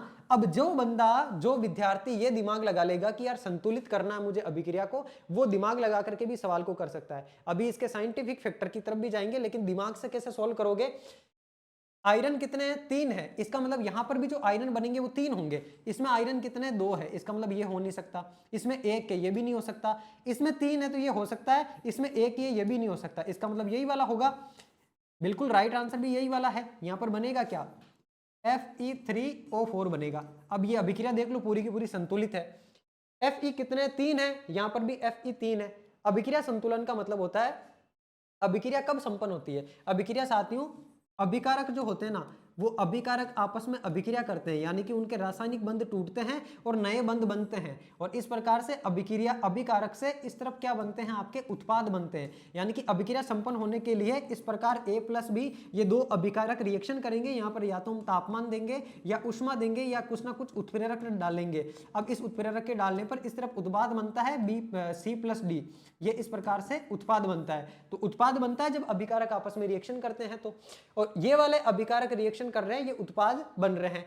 अच्छा, इस अभिक्रिया के संतुलितकरण की प्रक्रिया होती है। संतुलितकरण में क्या, अभिकारक जितनी संख्या में है उत्पाद भी उतनी ही संख्या में बनेंगे साहब, कम ज्यादा नहीं हो सकते। जितने अभिकारक लिए है उतने ही उत्पाद बनेंगे। तो यहाँ पर आयरन के अगर अपन ने 3 परमाणु लिए हैं ना, तो यहाँ पर भी आयरन के 3 परमाणु होने चाहिए। यहाँ पर हाइड्रोजन देखो 4 दूनी 8, यानी कि 4 तो इसके आगे लगाया और 2 हाइड्रोजन ये है, यानी कि 8 हाइड्रोजन है। यहाँ पर भी देखो 4 दूनी 8 हाइड्रोजन हो गई। ऑक्सीजन कितनी है, तो ऑक्सीजन के आगे 4 लगा हुआ है, तो ऑक्सीजन 4 है, ये रही ऑक्सीजन 4 बन गई। मतलब ये अभिक्रिया संतुलित है पूरी की पूरी। तो आप दिमाग लगा करके भी सवाल को कर सकते थे।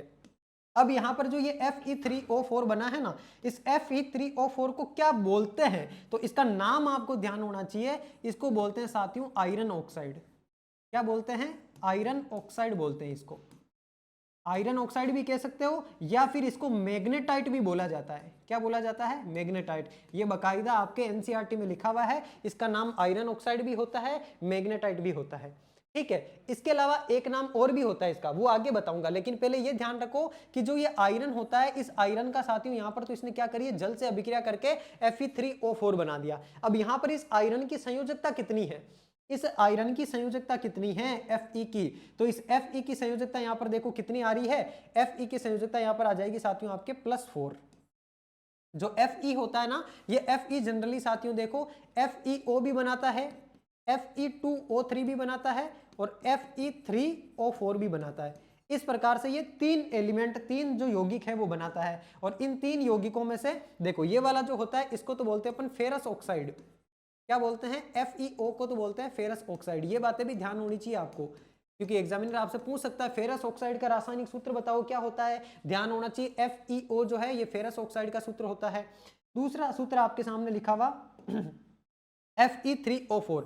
Fe3O4 ये किसका रासायनिक सूत्र होता है, ये होता है फेरिक ऑक्साइड का। इसका फेरिक ऑक्साइड, यानी कि फेरिक ऑक्साइड का रासायनिक सूत्र होता है Fe3O4। और ये वाला आपके क्या होता है, ये वाला होता है मैग्नेटाइड या फिर आयरन ऑक्साइड। इसका मतलब इन सब के अंदर जो आयरन है ना साथियों, इसकी अलग अलग ऑक्सीकरण अवस्था है। इसके अंदर देखो ऑक्सीजन की क्योंकि -2 होती है, तो यहाँ पर ये इसके साथ जुड़ा हुआ है, यानी कि यहाँ पर Fe की ऑक्सीकरण अवस्था +2। इसके अंदर देखो यहाँ पर 3 लग गया, यहाँ पर 2 लग गया, यानी कि यहाँ पर ऑक्सीकरण की अवस्था इसकी कितनी है, +3 है। और यहाँ पर क्या हो जाएगी, तो ऑक्सीजन के साथ में 4 लगे हुए, यहाँ पर 3 लगे हुए। इसका मतलब यहाँ पर इसकी ऑक्सीकरण अवस्था हो जाएगी साथियों +4। तो ये इस प्रकार से अलग अलग ऑक्सीकरण अवस्थाओं के अंदर पाया जाता है, और अलग अलग प्रकार के ये क्या बनाता है, अणु बनाता है, मॉलिक्यूल बनाता है। तो इस अभिक्रिया के अंदर क्या बनेगा, Fe3O4 बनेगा, जिसका नाम आयरन ऑक्साइड या फिर मैग्नेटाइड होता है। नेक्स्ट प्रश्न देखो, दीवारों पर सफेदी हेतु कौन से लवण अथवा विलयन का प्रयोग किया जाता है जिसके कारण 2-3 दिन बाद दीवारों पर चमक या सफेद चमक आ जाती है? अब देखो साथियों, ये भी बहुत जनरल सवाल है। आपने देखा होगा आपके घरों के अंदर व्हाइट पुट्टी करते हैं वो, है ना। अब कलर करते टाइम इतनी चमक नहीं रहती है, उस कलर के करने के कुछ देर बाद में दीवार बहुत अच्छे तरीके से चमकने लग जाती है। उसका क्या रीजन होता है? उसका रीजन होता है कि कलर करते टाइम आप क्या यूज करते हो। कलर करते टाइम जो आप व्हाइट सीमेंट यूज करते हो या उसके अंदर जो पुताई करने के लिए जो स्टेट यूज करते हो आप, वो होता है साथियों आपके क्या, कैल्शियम ऑक्साइड। और उस कैल्शियम ऑक्साइड की जब कार्बन डाइऑक्साइड से अभिक्रिया होती है ना साथियों, कैल्शियम ऑक्साइड को बोलते हैं बिना बुझा हुआ चूना। इस बिना बुझे हुए चूने की जब CO2 से अभिक्रिया होती है, क्योंकि वायुमंडल में कार्बन डाइऑक्साइड बहुत सारी मात्रा में उपस्थित है, इससे अभिक्रिया होते ही बना लेता है कैल्शियम कार्बोनेट यानी कि CaCO3। और ये कैल्शियम कार्बोनेट श्वेत रंग का होता है। इसी की वजह से बाद में जैसे जैसे दीवार सूखती जाती है, वो जो कैल्शियम ऑक्साइड है वो कार्बन डाइऑक्साइड से क्रिया करता जाता है और कैल्शियम कार्बोनेट बनाता रहता है। और ये कैल्शियम कार्बोनेट श्वेत रंग का अवक्षेप होता है। तो ये पूछ रहा है कि किसके कारण 2-3 दिन बाद में जो है सफेद चमक आ जाती है, तो कैल्शियम कार्बोनेट की वजह से सफेद चमक आती है। अब देखो, ये रहा आपके सामने NCERT का ये एक इतना सा फॉर्मूला था, वहां से मैंने आपके ये सवाल बनाया। इसमें देखो, ये कैल्शियम हाइड्रोक्साइड है, ये CO2 से अभिक्रिया करके एक तो कैल्शियम कार्बोनेट बनाता है, CaCO3 बनाता है। और ये जो कैल्शियम हाइड्रोक्साइड ये कैसे बनता है, तो ये कैल्शियम ऑक्साइड की जब जल से अभिक्रिया होती है तब ये वाली चीज बनती है, यानी कि फाइनली जो आपके क्या होगा, श्वेत अवक्षेप, वो श्वेत अवक्षेप कैल्शियम कार्बोनेट का होता है। नेक्स्ट प्रश्न देखो, ऊष्माक्षेपी रासायनिक अभिक्रिया का उदाहरण कौन सा है? अब देखो साथियों, दो प्रकार की अभिक्रियाएं होती है, एक ऊष्माक्षेपी अभिक्रिया होती है और एक ऊष्माशोषी अभिक्रिया होती है। क्षेपी अभिक्रियाएं क्या होती है? ऐसी रासायनिक अभिक्रियाएं जिनमें उत्पाद के साथ साथ में ऊष्मा भी रिलीज होती है, उनको ऊष्माक्षेपी अभिक्रिया कहते हैं। और जिन अभिक्रियाओं में ऊष्मा हमें बाहर से देनी पड़ती है उन्हें ऊष्माशोषी अभिक्रिया कहते हैं। तो ये क्षेपी की बात कर रहा है, यानी कि ऐसी अभिक्रिया जिसमें ऊष्मा बनती भी है साथ में, वो कौन सी होगी? देखो, बिना बुझे हुए चूने की जल के साथ अभिक्रिया। बिना बुझा हुआ चूना होता है कैल्शियम ऑक्साइड, इस कैल्शियम ऑक्साइड की जब जल से अभिक्रिया करवाई जाती है तो CaOH2 कैल्शियम हाइड्रोक्साइड बनता है और साथ में ऊष्मा भी बनती है, यानी कि ये तो ऊष्माक्षेपी अभिक्रिया हो गई। तो ये पूछ रहा है ऊष्माक्षेपी अभिक्रियाएं कौन सी है? पहली वाली हो गई। दूसरा कह रहा है श्वसन। श्वसन यानी कि हम जब श्वास लेते हैं तो क्या होता है? देखो, समझना इस बात को, जब हम श्वास लेते हैं तो हम जो भोजन खाते हैं उस भोजन की वजह से हमारे शरीर में ग्लूकोज बनता है। ग्लूकोज को बोलते हैं C6H12O6, ये ग्लूकोज का फॉर्मूला होता है। और हमने सांस लिया, श्वास में क्या लेते हैं हम? ऑक्सीजन लेते हैं। अब ये ऑक्सीजन क्या करती है? इससे अभिक्रिया करती है और कार्बन डाइऑक्साइड प्लस जल प्लस ऊर्जा, ये तीन चीजों का निर्माण करती है। यानी कि श्वसन के अंदर भी फाइनली उत्पाद के तौर पर, प्रोडक्ट के तौर पर ऊर्जा प्राप्त हो रही है। तो श्वसन भी कैसी अभिक्रिया है? ये भी ऊष्माक्षेपी अभिक्रिया है। तो दूसरी भी ऊष्माक्षेपी हो गई। तीसरा कह रहा है प्राकृतिक गैस का दहन। प्राकृतिक गैस होती है साथियों मीथेन, CH4 जो होती है उसको प्राकृतिक गैस बोलते हैं, ठीक है। तो ये CH4 जब ऑक्सीजन से अभिक्रिया करेगी मीथेन, तो क्या बनाएगी? ये भी CO2 बनाएगी, साथ में H2 गैस बना देगी और साथ में ऊष्मा बनाएगी। यानी कि आपने देखा होगा गैस चलाते हैं अपन, वो गैस चलाते हैं या फिर किसी भी प्रकार की गैस को जलाते हैं तो ऊष्मा उत्पन्न होती है, तो ये वाली भी आपकी ऊष्माक्षेपी अभिक्रिया हो जाएगी। अगला कह रहा है कोयले का दहन।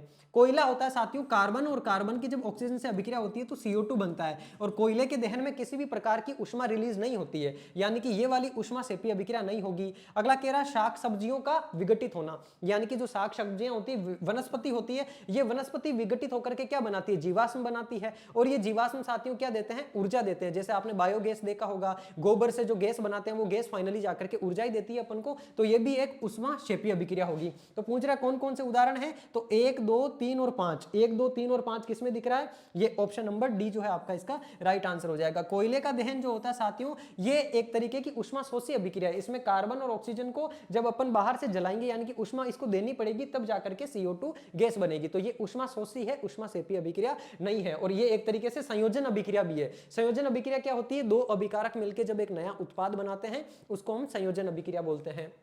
नेक्स्ट प्रश्न, अच्छा इसका आंसर आ गया। ये 10th क्लास की NCERT के अंदर दिया हुआ है। कार्बन ऑक्सीजन जल करके CO2 बनाते हैं, ये CO2 गैस होती है। ये कैसी अभिक्रिया है? तो ये एक संयोजन अभिक्रिया है। नेक्स्ट प्रश्न, फेरस सल्फेट के क्रिस्टल के जल त्यागने पर किस रंग में बदलता है? ये जो फेरस सल्फेट होता है साथियों, जब इसको गर्म किया जाता है, FeSO4 को जब गर्म किया जाता है तो गर्म करने पर ये साथियों क्या बनाता है? ये गर्म करने पर ये बोल रहा है जल त्यागने के बाद में ये किस रंग में बदल जाता है। तो इसको जब आप गर्म करोगे ना साथियों, तो गर्म करने के बाद में ये Fe अलग बना लेगा, SO2 अलग बना लेगा और SO3 अलग बना लेगा। और ये जो आपका Fe बनेगा ना साथियों, ये जो Fe होता है, ये Fe फाइनली जाकर के किस में कन्वर्ट हो जाता है? जैसे ये Fe2O3 बन बनता है Fe2O3। ये जो Fe2O3 बनेगा ये किस रंग का होता है? तो ये हल्के भूरे रंग का होता है। तो इसमें आपके ऑप्शन नंबर डी जो राइट हो जाएगा, ये भूरे रंग का बनता है, साथ में सल्फर डाइऑक्साइड और सल्फर ट्राइऑक्साइड भी बनता है। नेक्स्ट प्रश्न है कि विघटित अभिक्रिया में उत्पाद क्या होंगे? जब FeSO4 है, इसको हम विघटित करेंगे, यानी कि इसको जब अपन ऊष्मा देंगे तो ये क्या क्या बनाएगा? ये बनाएगा Fe2O3 plus SO2 plus SO3, तीन चीजें इसके अंदर बनेगी, यानी कि ये विघटन अभिक्रिया है। किस प्रकार की अभिक्रिया? विघटन। देखो, एक मैंने आपको बताया संयोजन अभिक्रिया। संयोजन अभिक्रिया में क्या होता है? दो अभिकारक मिलकर एक ही उत्पाद बनाते हैं, यानी कि वो संयोजित हो गए। एक होती है विघटन अभिक्रिया। विघटन अभिक्रिया में क्या होता है? एक अभिकारक अलग अलग उत्पादों के अंदर टूटता है। यहां पर देख लो, फेरस सल्फेट है ये आपका FeSO4, ये किस किस में टूट गया? Fe2O3, SO2 और SO3, तीन चीजों में टूट गया, तो ये विघटन अभिक्रिया हो गई। ये पूछ रहा है कि इस अभिक्रिया में फेरस सल्फेट जलीय क्रिस्टलन को गर्म करने पर विघटन स्वरूप बने उत्पाद है, अभिक्रिया के पश्चात में तीक्ष्ण गंध भी महसूस होती है। यानी कि जब ये अभिक्रिया संपन्न होती है तो जो SO2 गैस निकलती है, इसकी वजह से तीक्ष्ण गंध भी यहाँ पर महसूस होती है। और कौन कौन से उत्पाद बनते हैं? तो ये रहे Fe2O3, SO2 और SO3। तो ऑप्शन नंबर सी अपना इसका राइट आंसर हो जाएगा। ये तीन उत्पाद इसके अंदर आपके बनते हैं। Fe2O3 में पीछे ही बता चुका हूं, इसको फेरिक ऑक्साइड बोलते हैं।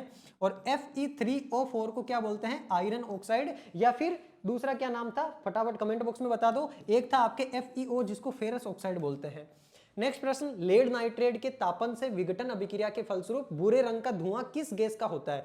अब ये जो लेड नाइट्रेट है ना साथियों, इस लेड नाइट्रेट का तापन किया जाता है, यानी कि जब इसको जलाया जाता है PbNO3 2, यानी कि ये देखो, ये लेड नाइट्रेट है। इस लेड नाइट्रेट को जब बर्नर से जलाया जाता है तो जलाने पर साथियों इसके अंदर से धुआं निकलता है, और ये धुआं किस रंग का होता है? भूरे रंग का धुआं होता है। ये पूछ रहा है, ये जो भूरा रंग का धुआं होता है किस गैस की वजह से होता है? तो जब ये लेड नाइट्रेट साथियों इसको इस प्रकार से जलाया जाता है तो अलग अलग चीजें बनाता है, जिसमें एक इसमें NO2 बनती है, और इस NO2 को क्या बोलते हैं? इस NO2 को बोलते हैं साथियों नाइट्रोजन डाइऑक्साइड। तो ये जो भूरे रंग का धुआं होता है, ये नाइट्रोजन डाइऑक्साइड की वजह से होता है। किसकी वजह से होता है? नाइट्रोजन डाइऑक्साइड की वजह से ये भूरे रंग का धुआं होता है। और ये नाइट्रोजन डाइऑक्साइड के साथ में क्या क्या बनता है? एक ऑक्सीजन भी बनता है और एक लेड ऑक्साइड भी बनता है। आपसे ये भी पूछ सकता है एग्जामिनर कि जब लेड नाइट्रेट जो है इसको क्या किया जाता है? इसको तापन किया जाता है, यानी कि इसको गर्म किया जाता है, तो प्रोडक्ट क्या क्या बनते हैं? उत्पाद क्या क्या बनते हैं? एक तो आपके लेड ऑक्साइड बनता है, PbO जिसको बोलते हैं, एक नाइट्रोजन डाइऑक्साइड बनता है, और एक आपके ऑक्सीजन बनता है। और जो भूरे रंग का धुआं होता है वो नाइट्रोजन डाइऑक्साइड की वजह से NO2 की वजह से होता है। नेक्स्ट प्रश्न देखो, प्रकाश में श्वेत रंग का सिल्वर क्लोराइड, यानी कि ये जो श्वेत रंग का सिल्वर क्लोराइड होता है AgCl, किस रंग का होता है AgCl? आप कहोगे गुरुजी AgCl श्वेत रंग का होता है। किस रंग का होता है? श्वेत रंग का। और जब इसको प्रकाश दिया जाता है, यानी कि जब इसको ऊष्मा दी जाती है, तो ये किस रंग में परिवर्तित होकर के सिल्वर व क्लोरीन में टूट जाता है? यानी कि AgCl, एक तो Ag और एक Cl2, इनके अंदर टूट जाता है साथियों। इसके दो अणु ले लेते हैं, यहाँ पर दो अणु बन जाता है Ag और Cl2 का। तो ये Ag में टूटता है ना, ये पूछ रहा है किस रंग में परिवर्तित हो जाता है, यानी कि इसका रंग कैसा हो जाएगा? तो इसका रंग हो जाता है साथियों धूसर। ध्यान रखना, ये धूसर रंग में परिवर्तित हो जाता है, जो कि श्वेत रंग का सिल्वर क्लोराइड होता है। जब इसको सूर्य का प्रकाश मिलता है तो ये धूसर रंग के Ag के अंदर कन्वर्ट हो जाता है। नेक्स्ट प्रश्न, किसका प्रयोग शाम श्वेत फोटोग्राफी में किया जाता है? तो शाम श्वेत फोटोग्राफी यानी कि ब्लैक एंड व्हाइट जो फोटोग्राफी आप करवाते हो, उसके अंदर किसका प्रयोग होता है? उसके अंदर सिल्वर ब्रोमाइड AgBr का प्रयोग होता है। एक फैक्ट है सीधा सीधा जो आपको ध्यान रखना है। तीन चीजें होती है, एक AgCl होता है, ये भी श्वेत रंग का होता है, ये आपके AgBr है, ये भी आपके श्वेत रंग का होता है। इस AgBr का उपयोग किसमें किया जाता है? शाम श्वेत फोटोग्राफी के अंदर। बाकायदा NCERT किताब के अंदर एक सीधी सीधी लाइन लिखी हुई है, वहां से एग्जामिनर आपसे उठा करके सवाल पूछ सकता है। नेक्स्ट प्रश्न देखो, निम्नलिखित अभिक्रिया में निर्मित मुख्य उत्पाद व उसका रंग क्या होगा? यानी कि ये अभिक्रिया आपको करवानी है। ये क्या है? ये आयरन है, फेरस है।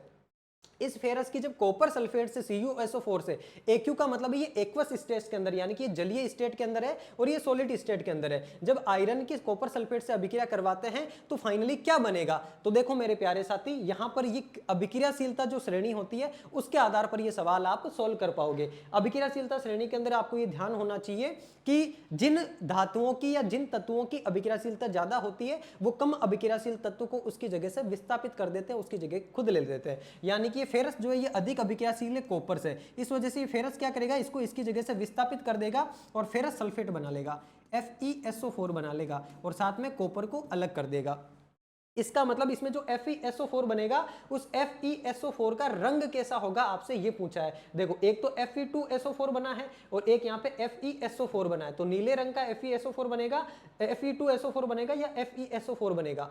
तो इसके लिए आपको ध्यान रखना ऑप्शन नंबर सी इसका राइट आंसर होगा। भूरे रंग का आपके आयरन सल्फेट इसके अंदर या फिर फेरस सल्फेट बनेगा साथियों, जो कि कॉपर को उसकी जगह से विस्थापित कर देगा। और ये विस्थापित किस प्रकार से करता है, इसके लिए ये एक अभिक्रियाशीलता श्रेणी है जिसकी सक्रियता श्रेणी के नाम से जानते हैं।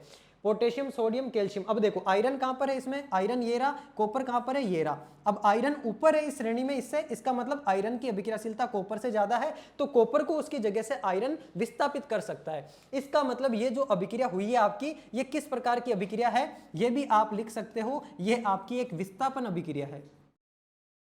कैसी अभिक्रिया मेरे प्यारे साथी, ये विस्थापन अभिक्रिया है। और इस चीज को मेरे साथ साथ कॉपी के अंदर आप नोट कर लो। विस्थापन अभिक्रियाएं क्या होती है, जब अभिकारकों में एक अभिकारक अपने अंदर मौजूद किसी कण को दूसरे अभिकारक से विस्थापित कर देता है, तो वो विस्थापन अभिक्रियाएं कहलाती है। इसमें देखो आयरन ने कॉपर को उसकी जगह से विस्थापित कर दिया और क्या बना लिया, आयरन सल्फेट बना लिया और कॉपर को बेचारे को अकेला छोड़ दिया। अब क्योंकि आयरन ताकतवर था, आपको कैसे पता ताकतवर था, ये सक्रियता श्रेणी याद है गुरुजी हमें, इसलिए हमें तो पता है कि आयरन की अभिक्रियाशीलता कॉपर से ज्यादा है। अगर मान लो इस FeSO4 की अभिक्रिया हम किससे करवाएं, FeSO4 की अभिक्रिया हम जिंक से करवाएं, तो ये जिंक आयरन से भी ज्यादा शक्तिशाली है, तो ये जिंक Fe को क्या कर देगा, इसकी जगह से विस्थापित कर देगा। तो ये बात भी ध्यान रखनी है, जो ज्यादा क्रियाशील होता है वो क्या करता है, अपने से कम क्रियाशील तत्व को उसकी जगह से विस्थापित कर देता है। और इस प्रकार की अभिक्रिया क्या कहलाती है, विस्थापन अभिक्रिया कहलाती है। अब ये वाली जो सारणी है, ये सारणी आपको याद करनी है, और ये याद करने के लिए भी मैं आपको एक ट्रिक बता रहा हूं। क्या ट्रिक बता रहा हूं, देखो अभी क्या एक्चुअली ये ट्रिक मैं पहले भी अपनी क्लासेस में बता चुका हूं, आप लोगों को फिर से बता दे रहा हूं, कॉपी के अंदर नोट करके रख लेना।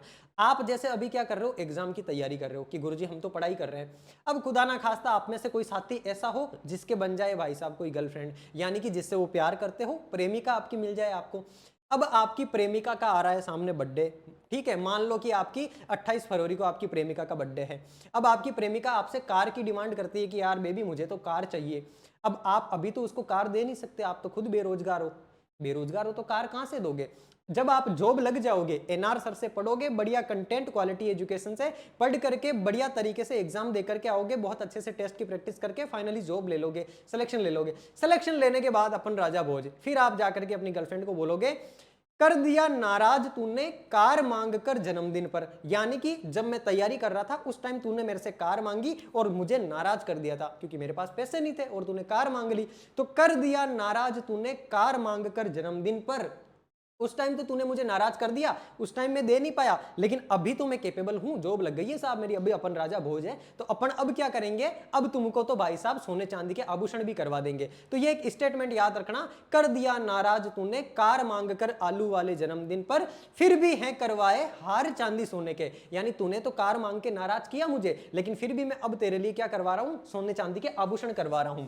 तो देखो कर दिया नाराज, सबसे पहले क्या आ रहा है, कर दिया नाराज, नाराज कैसे करा है, कार मांग कर, कार मांग कर आलू वाले जन्मदिन पर, कौन से जन्मदिन पर, आलू वाले जन्मदिन पर, तूने तो नाराज कर दिया, फिर भी हैं करवाए, हैं करवाए, फिर भी हैं करवाए हार चांदी सोने के, चांदी सोने के। अब ये एक लाइन आपको याद रखनी है, इस लाइन से आपको सारी की सारी चीजें याद हो जाएगी। कैसे याद होगी, कर से ध्यान रखोगे, के, नाराज से एन, कार से सी ए, मांग से एम जी, आलू से ए एल और जन्मदिन से जेड एन, फिर से एफ ई, भी से पी बी, है से एच, करवाए से सी यू, हार से एच जी, चांदी से ए जी और सोने से ए यू। सोने से होता है ना, सोना क्या होता है, गोल्ड, गोल्ड का आपके होता है सिंबल ए यू। इस प्रकार से ये अभिक्रियाशीलता का घटता हुआ क्रम है, यानी कि आपको कभी पूछ ले भाई साहब कि ये अभिक्रिया होगी कि नहीं होगी, जैसे इधर आओ देखो FeSO4 इसकी अभिक्रिया ये करवा रहा है भाई साहब किससे, Hg से। अब बताएगा कि ये अभिक्रिया होगी या नहीं होगी, तो भाई साहब जब ये Hg जो है ये Fe से कम क्रियाशील है तो ये इसको विस्थापित कर ही नहीं सकता, इसका मतलब ये अभिक्रिया संपन्न ही नहीं हो सकती। तो ये वाली बात आपको ध्यान होनी चाहिए, इसलिए ये अभिक्रियाशीलता श्रेणी पूरी की पूरी आपको याद कर लेनी है, दिमाग में फिट कर लेनी है। अब आ जाओ, अच्छा यहां पर मैंने पीछे आपको जो बताया साथियों वो सारी की सारी चीजें इसमें देखो, ये लोहे की कील है, यहां पर ये सवाल था ना अपना, हाँ ये लोहे की कील थी, इस लोहे की कील को कॉपर सल्फेट किस प्रकार का होता है, ये नीले रंग का होता है। इस नीले रंग के विलीन में जब इस लोहे की कील को अपन ने डाला तो लोहे की कील कैसे रंग की हो गई, भूरे रंग की हो गई। इधर देखो ये लोहे की कील पहले ऐसी थी और उसको जैसे ये कॉपर सल्फेट है नीले रंग का, इस विलीन में अपन डालेंगे तो लोहे की कील इस प्रकार से भूरे रंग की हो जाएगी। ये कह रहा है कॉपर सल्फेट के विलीन से बाहर निकाली गई लोहे की कील कैसे रंग की हो रही है, ये भूरे रंग की हो रही है। तो ये देखो ये आयरन सल्फेट बन गया था उसके अंदर, इस आयरन सल्फेट की वजह से भूरे रंग की हो गई थी। तो भूरा रंग क्यों हुआ था, क्योंकि उसमें आयरन सल्फेट बन गया था और आयरन जो है Fe वो कॉपर से ज्यादा अभिक्रियाशील था, इसलिए उसने उसकी जगह से उसको विस्थापित कर दिया।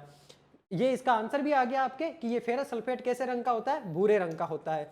नेक्स्ट प्रश्न देखो अपना साथियों, कॉपर सल्फेट के जलीय विलयन में कॉपर का विस्थापन किन तत्वों के द्वारा किया जा सकता है। अब देखो कितनी अच्छी बात आई है मेरे प्यारे साथी, कॉपर सल्फेट यानी कि CuSO4 जिसको आप नीले रंग का होता है आपका कॉपर सल्फेट, ध्यान रखना किस रंग का होता है, ये नीले रंग का होता है। इस नीले रंग के कॉपर सल्फेट में से कॉपर को कौन कौन विस्थापित कर सकता है इनमें से, तो देखो मैंने आपको क्या बताया, जो कॉपर से ज्यादा अभिक्रियाशील होगा वो कर सकता है। अब देखो Zn का मतलब जन्मदिन, Fe का मतलब फिर, और इसका मतलब फिर भी, तो जन्मदिन पर फिर भी है करवाए यानी कॉपर तो इससे भी नीचे आता है ना इस अभिक्रियाशीलता श्रेणी में। देखो कॉपर तो यहाँ आ रहा है, जबकि कॉपर से ऊपर लेड, Fe और जिंक तीनों उससे ऊपर आ रहे हैं। इसका मतलब ये तीनों ही तत्व कॉपर को उसकी जगह से विस्थापित कर सकते हैं। तो अपना राइट आंसर क्या हो जाएगा, ऑप्शन नंबर डी, यानी कि तीनों ही की तीनों तत्व ऐसे हैं साहब जो कॉपर से को उसकी जगह से विस्थापित कर सकते हैं। हमें कैसे पता, तो हमने तो साहब NR सर की बताई हुई अभिक्रियाशीलता श्रेणी याद कर रखी है। कर दिया नाराज तूने कार मांग कर जन्मदिन पर, फिर भी हैं करवाए हार चांदी सोने के। बस ये एक लाइन याद करनी है, पूरी अभिक्रियाशीलता श्रेणी याद, इससे पता लगा सकते हो कहां पर विस्थापन अभिक्रिया होगी और कहां पर नहीं होगी।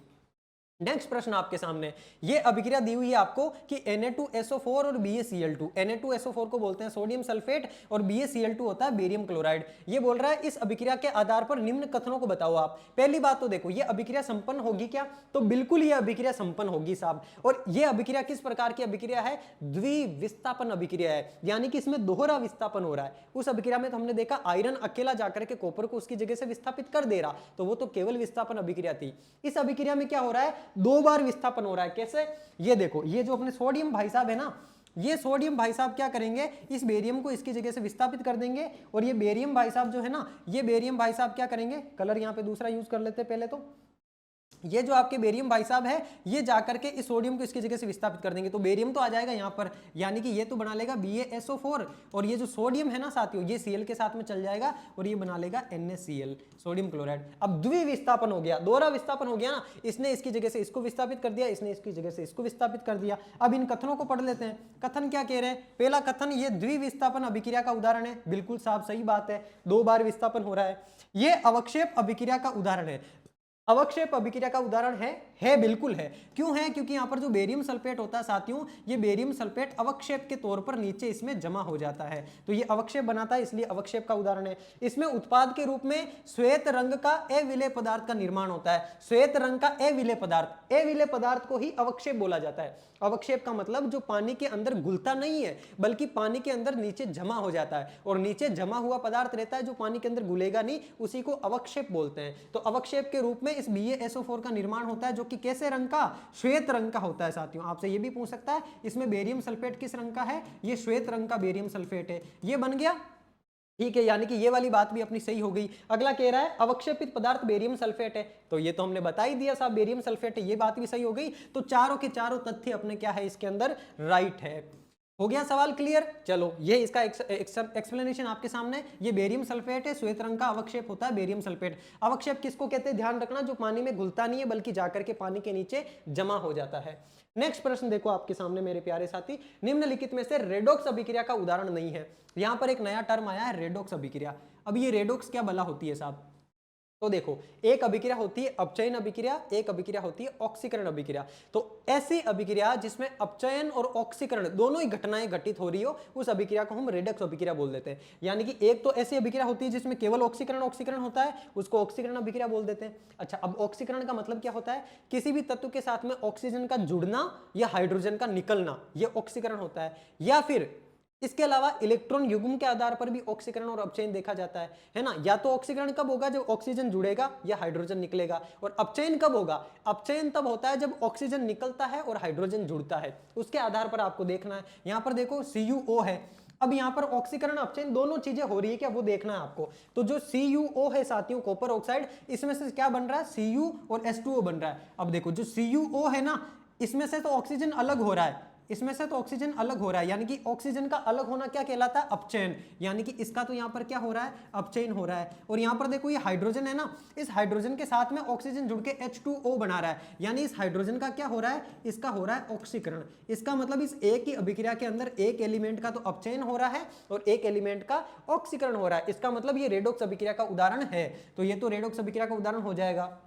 वो का वो जिंक में हो रहा है, जिंक का तो यहाँ पर अपचयन हो रहा है क्योंकि जिंक से ऑक्सीजन हट गया, कार्बन का ऑक्सीकरण हो रहा है क्योंकि उसके साथ ऑक्सीजन जुड़ गया, तो ये भी रेडॉक्स अभिक्रिया है। इसके अंदर देखो कॉपर ऑक्साइड, इसके साथ में ऑक्सीजन जुड़ रहा है, यहाँ पर तो केवल ऑक्सीकरण ही हो रहा है साहब, यहाँ पर अपचयन नहीं हो रहा है। इस वजह से ये अपना राइट आंसर हो जाएगा, क्योंकि इसने यही तो पूछा है कि रेडॉक्स नहीं है। इसमें देखो MnO2 है, MnO2 से MnCl2 बन गया, इसका मतलब इसमें ऑक्सीजन था, वो ऑक्सीजन इससे हट गया, तो इसका तो क्या हो गया, अपचयन हो गया। और ये जो HCl है ना साथियों, इसमें इस H के साथ में ऑक्सीजन आकर के जुड़ गया, तो इस H2O के अंदर बदल गया, यानी कि इसका क्या हो गया, इसका ऑक्सीकरण हो गया। तो ये भी रेडॉक्स अभिक्रिया हो गई। रेडॉक्स अभिक्रिया क्या होती है, ऐसी अभिक्रिया जिसमें ऑक्सीकरण और अपचयन दोनों होते हैं, उस अभिक्रिया को रेडॉक्स अभिक्रिया कहते हैं। तो ये तीन तो रेडॉक्स अभिक्रिया है, ये वाली केवल और केवल ऑक्सीकरण अभिक्रिया है। अब ये मैंने पिछली जो क्लास आपको करवाई थी, इससे पहले पशु परीक्षण के लिए जब आपको पढ़ाया था, उसमें डिटेल में आपको मैंने पढ़ाया भी था कि ऑक्सीकरण कब होता है, या तो ऑक्सीजन जुड़ जाए तब ऑक्सीकरण होता है, या हाइड्रोजन बाहर निकल जाए तब भी ऑक्सीकरण होता है। और भी देख लो, इलेक्ट्रॉन युग्म का त्यागना वो भी ऑक्सीकरण होता है, और विद्युत ऋणी तत्व, ये क्या है, विद्युत धनी तत्व, जब विद्युत धनी तत्व बाहर निकलता है तब भी ऑक्सीकरण होता है, और विद्युत ऋणी तत्व जुड़ता है तब भी ऑक्सीकरण होता है। यानी कि यहां पर देखो ऑक्सीजन जुड़ रहा है, ऑक्सीजन कैसा तत्व होता है, विद्युत ऋणी तत्व, यानी कि ये जुड़ेगा तब तो क्या होगा, ऑक्सीकरण होगा, और ये जब बाहर निकलेगा ना तब क्या होगा, आपके अपचयन होगा। तो ये वाली टेबल भी मैंने आपको इसमें प्रोवाइड करवा दी है। अब देखो नेक्स्ट प्रश्न, रेडॉक्स अभिक्रिया में किसका अपचयन व किसका उपचयन हुआ है। एक तो बोला अपचयन और एक बोला उपचयन। इस उपचयन का मतलब क्या होता है, इस उपचयन का मतलब होता है ऑक्सीकरण। क्या होता है उपचयन का मतलब, उपचयन का मतलब होता है ऑक्सीकरण। यानी कि इसमें अपन को बताना है किसका तो अपचयन हो रहा है और किसका ऑक्सीकरण हो रहा है। तो ये देखो, ये कौन है, CuO। अब इस CuO किस में बदल रहा है, ये जाकर के बदल रहा है केवल कॉपर में। अब मैंने आपको क्या बताया, ऑक्सीजन का जुड़ना, ऑक्सीजन जुड़ेगा तब तो ऑक्सीकरण होगा, और ऑक्सीजन बाहर निकलेगा तब क्या होगा, अपचयन। यानी कि यहां पर इसका तो क्या हो रहा है, अपचयन हो रहा है। क्या हो रहा है, अपचयन हो रहा है। और यहां दूसरा क्या हो रहा है, दूसरा साहब जो हाइड्रोजन है ना, इसके साथ में क्या जुड़ जा रहा है, इस हाइड्रोजन के साथ में जुड़ जा रहा है ऑक्सीजन। यानी कि हाइड्रोजन अकेला था लेकिन उसके साथ ऑक्सीजन जुड़ गया, तो इसका क्या हो गया, इसका हो गया ऑक्सीकरण। क्या हो गया, ऑक्सीकरण। और इसी ऑक्सीकरण को क्या बोलते हैं, इसी को उपचयन बोलते हैं। तो इसने क्या पूछा है, अपचयन किसका हुआ है, तो अपचयन CuO का हुआ है, क्रमशः पूछा है इसने, है ना। इसका मतलब CuO पहले आना चाहिए, यानी CuO का तो क्या हो रहा है, अपचयन हो रहा है, और H2 का क्या हो रहा है, ऑक्सीकरण। तो ऑप्शन नंबर ए अपना राइट आंसर हो जाएगा इसका। नेक्स्ट प्रश्न देखो, आपका संक्षारण से संबंधित है। क्या कहना चाह रहा है प्रश्न साथियों, ये समझो। असत्य कथन का चयन करना है कि इनमें से कौन सा गलत है। संक्षारण व विकृत गंधिता दैनिक जीवन में उपचयन अभिक्रिया के उदाहरण है। फिर देखो उपचयन वर्ड आया, उपचयन का मतलब क्या होता है, उपचयन का मतलब होता है गुरुजी ऑक्सीकरण। इसका मतलब दैनिक जीवन में जो संक्षारण होता है, संक्षारण यानी जंग लगना, चीजें खराब होना, वो भी ऑक्सीकरण होता है किसी चीज का। जैसे लोहा रखा हुआ है, लोहा ऑक्सीजन से अभिक्रिया करके Fe2O3 बना लेता है, और वही तो जंग होती है। विकृत गंधिता का मतलब क्या होता है, जैसे अपनी जो चीजें होती है, नींबू का अचार बनाया, उसमें अगर वो तेल में डूबा हुआ नहीं है तो वो ऑक्सीजन से अभिक्रिया करके खराब हो जाता है। आलू के चिप्स बनाए, सही तरीके से पैक करके नहीं रखा, ऑक्सीजन से क्रिया करके वो खराब हो जाएंगे, उसको बोलते हैं विकृत गंधिता। यानी कि जो तेलीय पदार्थ होते हैं, वो तेलीय पदार्थ वायुमंडल में उपस्थित ऑक्सीजन से अभिक्रिया करके गंध युक्त पदार्थ बना लेते हैं, उसको कहते हैं अपन विकृत गंधिता। तो ये वाली बात तो सही है साहब, ऑक्सीकरण होता है, उस वजह से ये दोनों चीजें होती है। दूसरा कह रहा है लोहे पर जंग, लोहे पर जंग लगती है तो भूरी परत बनती है, बिल्कुल सही बात है। चांदी पर जंग लगती है तो वो काली बना लेती है, और तांबे के ऊपर साथियों जंग लगती है तो हरी परत बना लेती है, और ये सारे के सारे संक्षारण के उदाहरण है, तो बिल्कुल सही है। संक्षारण का मतलब होता है धातुओं का ऑक्सीजन से अभिक्रिया करके खराब होना। अब आपका चाहे चांदी है, चाहे तांबा है, चाहे लोहा है, ये जब ऑक्सीजन से क्रिया करते हैं तो लोहा तो देखो भूरे रंग की परत बनाता है जिसको जंग लगना कहते हैं। चांदी के ऊपर काले रंग की परत चढ़ जाती है। आपने देखा होगा आपकी मम्मी जो पाइजे पहनती है कुछ टाइम में वो काली हो जाती है ना। वो काली क्यों होती है? वो ऑक्सीजन से अभिक्रिया करके काले रंग की परत बना लेती है। और एक हरी परत चढ़ना, हरी परत चढ़ती है, वो किस पे चढ़ती है? तांबे के ऊपर। ये सारे की सारी संक्षारण के उदाहरण है। अगला कह रहा है विकृत गंधिता से बचाने हेतु चिप्स की थैलियों में कम सक्रिय गैस यानी कि नाइट्रोजन भरी जाती है। ये इंपॉर्टेंट स्टेटमेंट है साथियों। आपसे एग्जामिनर पूछ सकता है कि खराब होने से बचाने के लिए जो चिप्स की थैलियां होती है उसमें कौन सी गैस भरी जाती है? तो ध्यान रखना उसमें नाइट्रोजन गैस भरी जाती है, N2 गैस भरी जाती है। N2 गैस अक्रिय गैस होती है यानी कि ये क्रिया नहीं करती है, इस वजह से चिप्स की थैलियों को पैक करा जाता है। आपने देखा होगा चिप्स की थैलियों में चिप्स तो होते हैं थोड़े से और बहुत ज्यादा गैस भरी होती है। वो गैस इसलिए भरी होती है ताकि आपके चिप्स खराब ना हो ऑक्सीजन से अभिक्रिया करके, इसी वजह से उसको इस प्रकार से पैक करके बेचा जाता है। तो ये तीनों स्टेटमेंट तो सही है। इसने पूछा असत्य, मतलब ये चौथा वाला असत्य है। क्यों असत्य है देख लेते हैं। विकृत गंधित सूखे खाद्य पदार्थों की सड़न की प्रक्रिया है, तो ये बात गलत हो गई। विकृत गंधिता क्या है? जो तेलीय या वसा युक्त पदार्थ होते हैं ना, वो वसा युक्त पदार्थ ऑक्सीजन से अभिक्रिया करके खराब होते हैं, उस प्रक्रिया को विकृत गंधिता बोलते हैं। ये आपके विकृत गंधिता एनसीईआरटी के अंदर दिया हुआ था। क्या होती है विकृत गंधिता? मैंने आपको बता ही दिया। वसायुक्त अथवा तेलीय खाद्य सामग्री जब लंबे समय तक रखी जाती है तब उसका स्वाद या गंध कैसी होती है? वो स्वाद या गंध चेंज हो जाती है, उपचयित हो जाती है, यानी उसका ऑक्सीकरण हो जाता है और विकृत गंधी हो जाते हैं। ठीक है, ये पूरी की पूरी चीज लिखी हुई, इसके बारे में आराम से पढ़ लेना, इसका स्क्रीनशॉट ले लो। और इसकी आपको मैं क्या करूंगा, पीडीएफ भी अवेलेबल करवाऊंगा। कहां पर? अपने टेलीग्राम चैनल पर। ये देखो क्वालिटी एजुकेशन आरएस के नाम से टेलीग्राम चैनल है, जाकर के इसको ज्वाइन कर लो फटाफट। नेक्स्ट प्रश्न देखो, एक भूरे रंग का चमकदार तत्व X, इसको वायु की उपस्थिति में गर्म करने पर वे काले रंग का हो जाता है। अब देखो मेरे प्यारे साथी, यहां बहुत मजेदार बात बोली है। क्या कि कोई भूरे रंग का पदार्थ है X, अब वायु में रखोगे तो वो ऑक्सीजन से क्रिया करके क्या बना लेगा? XO2 बना लेगा, और ये काले रंग का पदार्थ है, यानी कि ये जो बना है ये काले रंग का पदार्थ है।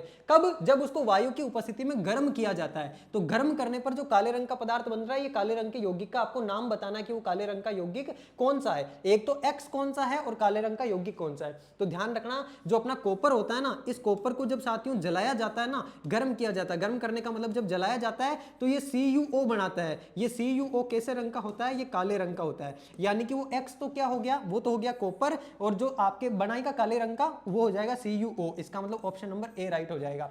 अब देखो ये एनसीईआरटी किताब के अंदर दिया हुआ बकायदा, जब कॉपर को वायु की उपस्थिति में गर्म किया जाता है तो ये ऑक्सीजन से साथ मिलकर के काले रंग का क्या बनाता है? कॉपर ऑक्साइड बनाता है। ये कॉपर ऑक्साइड कैसे रंग का होता है? काले रंग का होता है। अब ये जो अभिक्रिया दी हुई है, यहां से एग्जामिनर सवाल कैसा बना सकता है? चाहते तो आप भी पढ़ सकते थे एनसीईआरटी में से जाकर के इसको। मेरा क्या काम है, मैं आपको ये बताऊं कि यहां से सवाल एग्जामिनर आपको कैसा पूछ रहा है। तो इस प्रकार का सवाल आपसे पूछा जा सकता है।